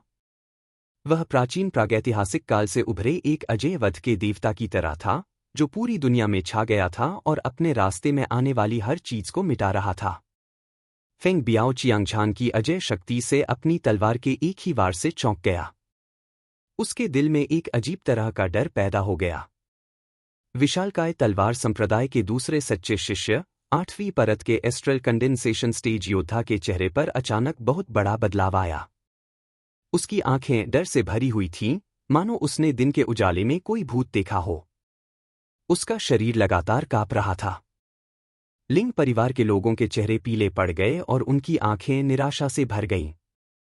उनमें से हर एक को ऐसा लग रहा था मानो वे किसी अथाह खाई में गिर गए हों। चियांग झान की तरफ लिंग पियाओक्सू के अलावा, जो अभी भी अपना संयम बनाए रखने में सक्षम थी, लुओजी सहित चियांग परिवार में हर कोई हैरान और अवाक था। उन्हें अपनी आंखों पर लगभग विश्वास ही नहीं हो रहा था। चियांग झान केवल एक aperture breaking stage 7th layer योद्धा था। वह इतना शक्तिशाली कैसे हो सकता है? लेकिन अगले ही पल ऐसा लगा जैसे उन्हें उत्तेजक इंजेक्शन दिए गए हों। वे बेहद उत्साहित थे। चियांग झान जितना मजबूत होगा, उनके लिए उतना ही फायदेमंद होगा। कम से कम वे अपना बदला ले सकते थे और लिंग परिवार को उखाड़ फेंक सकते थे। उस समय पूरे समृद्ध बल साम्राज्य में शाही परिवार के अलावा 3 प्रमुख संप्रदाय होंगे। ऐसी कोई अन्य शक्ति नहीं थी जिसकी तुलना चियांग परिवार से की जा सके। चियांग झान के नेतृत्व में चियांग परिवार गौरव की ओर बढ़ने और अपने गौरव को पुनर्जीवित करने में सक्षम होगा, और यह केवल समय की बात होगी कि यह अपने पूर्व गौरव को वापस पाले। चियांग फेंग, चियांग शियोंग, चियांग युन और अन्य युवा पीढ़ी के भाई बहन सभी आश्चर्यचकित थे जब उन्होंने देखा कि कैसे चियांग झान ने लिंग शियाओयुन को मार डाला और हान बिन कितना अजेय था। अगला कौन मरने वाला है? चियांग झान की आंखें हत्या के इरादे से भरी हुई थीं। वह भीड़ के बीच से गुजरा और एक अभिमानी और निरंकुश आवाज निकाली। यह वर्चस्व की एक दबंग आभा थी, एक दबंग आभा जो सभी को नीची नजर से देखती थी। इसकी भयावह आभा स्वर्ग और पृथ्वी पर फैल गई, अंतरिक्ष और समय में तबाही मचा दी। किसी ने नहीं कहा कि चियांग झान अभिमानी था क्योंकि वह काफी शक्तिशाली था और ऐसा करने की क्षमता रखता था। लगता है मुझे ही यह करना होगा। अजय चियांग झान के सामने सभी मौन हो गए। हालांकि फेंग बियाओ आखिरकार 9वें आकाश के सूक्ष्म संघनन चरण के विशेषज्ञ थे और उन्होंने सैकड़ों लड़ाइयों का अनुभव किया था। उनका दिल दृढ़ था, हालांकि उन्हें अच्छी तरह पता था कि चियांग झान की ताकत कितनी भयानक थी। युद्ध के मैदान में चियांग झान और फेंग बियाओ, जिन्होंने फेंग बियाओ की लाश को चकनाचूर कर दिया था, एक दूसरे का जमकर सामना कर रहे थे। उनमें से हर एक जबरदस्त युद्ध की मंशा निकाल रहा था। उनकी क्यूई हिंसक रूप से टकराई, जिससे एक तेज गड़गड़ाहट की आवाज पैदा हुई जो कानों को बहरा कर रही थी। इस समय सभी ने अपनी सांस रोक ली और पूरी एकाग्रता के साथ युद्ध के मैदान को देखा। उनके चेहरे घबराहट और उत्साह से भरे हुए थे। चियांग झान की ताकत के बारे में कोई संदेह नहीं था। वह बहुत शक्तिशाली था और विशाल तलवार संप्रदाय के एक सच्चे कुलीन शिष्य के रूप में उसने एक ही तलवार के वार से फेंग बियाओ की लाश को कुचल दिया था। 9वीं स्वर्गीय परत के सूक्ष्म संघनन चरण के योद्धा की शक्ति भी अथाह थी। वे दोनों एक भीषण युद्ध में लगे हुए थे। यह कहा जा सकता है कि यह 2 बाघों के बीच एक भयंकर युद्ध था, सबसे मजबूत और सबसे मजबूत के बीच एक युद्ध। इससे भी महत्वपूर्ण बात यह है कि यह युद्ध जियांग और लिंग परिवार के अनगिनत लोगों के जीवन और मृत्यु का निर्धारण करेगा। कोई फर्क नहीं पड़ता कि कौन सा पक्ष हारता है, दूसरा पक्ष नष्ट हो जाएगा। फेंग बियाओ की आंखों में युद्ध की मंशा, जो अपनी तलवार से टुकड़ों में टूट गया था, फूट पड़ी। उसने तुरंत एक उच्च श्रेणी की आत्मा कलाकृति लंबी तलवार निकाली। यह एक जहरीले सांप की तरह थी, मुड़ती और मुड़ती हुई। तलवार की नोक सांप की जीभ की तरह थी, जो 2 कांटों में विभाजित थी। तलवार पूरी तरह से गहरे लाल रंग की थी और ऐसा लग रहा था जैसे कि यह खून से लथपथ हो। यह लगातार एक मजबूत हत्या की मंशा को उत्सर्जित करती थी। ऐसा लग रहा था जैसे कि 1000 सैनिक और 10,000 घोड़े सरपट दौड़ रहे हों और हमला कर रहे हों, और इसने 3000 ली के क्षेत्र को कवर किया। तलवार के टुकड़े टुकड़े करने वाले सितारे, उसने दहाड़ते हुए अपनी तलवार से हवा में वार किया। स्विश! तलवार की क्यूई इंद्रधनुष की तरह थी, अजेय। यह तलवार का वार भयंकर और भयंकर था, और इसने अपने रास्ते में आने वाली हर चीज को चीर दिया। यह एक प्राचीन देवता की दैवीय सजा की तरह था, और यह चियांगझान की ओर बढ़ गया। असीम ऊर्जा विशाल और असीम थी, जो स्वर्ग और पृथ्वी को घेरे हुए थी। खूनी तलवार की ऊर्जा 3000 मीटर लंबी थी, एक उफनती नदी की तरह जो पूरी दुनिया को डुबो देना चाहती थी। चियांगझान के दिल की गहराई से खतरे की तीव्र भावना उभरी। वह जानता था कि फेंग बियाओ ने बिना कुछ रोके 9वीं स्वर्गीय परत के एस्ट्रल कंडेंसेशन चरण की सबसे मजबूत ताकत को उजागर किया था। यह तलवार के टुकड़े टुकड़े करने वाले सितारे, एक शक्तिशाली हमला था जो दुनिया को निगल सकता था। अगर उसी क्षेत्र का कोई विशेषज्ञ इसका सामना करे, तो वह निश्चित रूप से मर जाएगा। यहां तक कि एक साधारण 10वें स्वर्ग का योद्धा भी इसका सामना करने की हिम्मत नहीं करेगा। अन्यथा, भले ही वे मरे नहीं, उन्हें भारी कीमत चुकानी पड़ेगी। ऐसी परिस्थितियों में, वह बिना किसी हिचकिचाहट के युद्ध की स्थिति में प्रवेश कर गया। शक्तिशाली ऊर्जा की लहरें बिना किसी कीमत के ताइजी ब्लेड में भर गईं। तुरंत, शीर्ष ग्रेड स्पिरिट आर्टिफैक्ट चमक उठी। चमकदार रोशनी ने उपस्थित सभी लोगों को अपनी आंखें ढकने पर मजबूर कर दिया। खून की एक खूनी बारिश। चियांगझान ने अपनी सारी ताकत इकट्ठी की और एक मोटी और विशाल ब्लेड लाइट को बाहर निकाला। यह सितारों की एक उफनती नदी की तरह थी, एक अराजक धारा जो पहाड़ों को गिरा सकती थी और समुद्र को उलट सकती थी। विशाल स्वर्ग और पृथ्वी ने आकाश को चीरती हुई तलवार की ऊर्जा का हिंसक रूप से स्वागत किया। धमाका! ब्लेड लाइट आने से पहले, तेज और अजय ब्लेड का इरादा पहले ही फेंग बियाओ के शरीर पर उतर चुका था। अचानक, इस 9वीं स्वर्गीय परत एस्ट्रल कंडेंसेशन स्टेज का शरीर कांप उठा, और आकाश और पृथ्वी पर बहने वाली रक्त लाल तलवार क्यूई हिंसक रूप से फट गई। ऐसा लग रहा था कि यह किसी भी क्षण ढहने वाली है। गड़गड़ाहट। तलवार क्यूई और कृपाण आखिरकार आपस में टकरा गए। ऐसा लगा जैसे हजारों ज्वालामुखी फट गए हों और दुनिया नष्ट हो गई हो। धरती को हिला देने वाले विस्फोट ने पूरी दुनिया को नष्ट कर दिया था। आसपास के पहाड़ ढह रहे थे। यह दृश्य बेहद भयानक था। इससे भी ज्यादा भयानक यह था कि ब्लेड लाइट ने तलवार क्यूई को हराने के बाद वास्तव में फेंग बियाओ की लाश पर वार किया। फेंग बियाओ के हाव भाव नाटकीय रूप से बदल गए। उसकी आंखें आतंक से भरी हुई थीं, और वह अपनी रीढ़ की हड्डी में ठंडक महसूस किए बिना नहीं रह सका। इस महत्वपूर्ण क्षण में, उसने अपने शरीर में मौजूद सभी एस्ट्रल क्यूई क्रिस्टल का इस्तेमाल करके अपने चारों ओर एक मोटी रक्षात्मक दीवार बना ली। धमाका! धमाका! धमाका! अंतहीन विस्फोटों में, एस्ट्रल क्यूई क्रिस्टल द्वारा बनाई गई रक्षात्मक दीवार कृपाण की रोशनी से चकनाचूर हो गई। फिर, यह फेंग बियाओ के सिर के ऊपर से नीचे की ओर उड़ी और धरती को चीर कर रख दिया। फेंग बियाओ के पीछे खड़े लोग विशाल तलवार संप्रदाय के सच्चे शिष्य थे। एस्ट्रल कंडेंसेशन स्टेज के योद्धाओं की 8वीं परत, एपर्चर ब्रेकिंग स्टेज और एस्ट्रल कंडेंसेशन स्टेज के विशेषज्ञ योद्धाओं के दर्जनों लिंग परिवार से थे। अचानक, वे गायब हो गए, जैसे कि वे पहले कभी वहां नहीं थे। वे मौके पर ही वाष्पीकृत हो गए। चियांग डोंगटियन, लिंग पियाओक्स्यू, लुओजी और चियांग परिवार के सभी विशेषज्ञ अपने चेहरे को स्थिर करने और मुंह खोलकर देखने से खुद को रोक नहीं पाए। ऐसा लग रहा था जैसे उनकी आत्मा को किसी शैतान ने छीन लिया हो, जिससे उनकी सांसें रुक गई हों। वे चियांगझान के ब्लेड की शक्ति की कल्पना भी नहीं कर सकते थे। यह इस हद तक भयानक था जैसे कि प्राचीन पैतृक भगवान ने एक दुनिया बनाई हो। यह अजेय था। यहां तक कि फेंग बियाओं की लाश भी एक वार का सामना नहीं कर सकी और उनमें से बाकी सभी वाष्पीकृत हो गए। इससे योद्धा के प्रशिक्षण और ताकत के बारे में उनकी समझ पूरी तरह से पलट गई।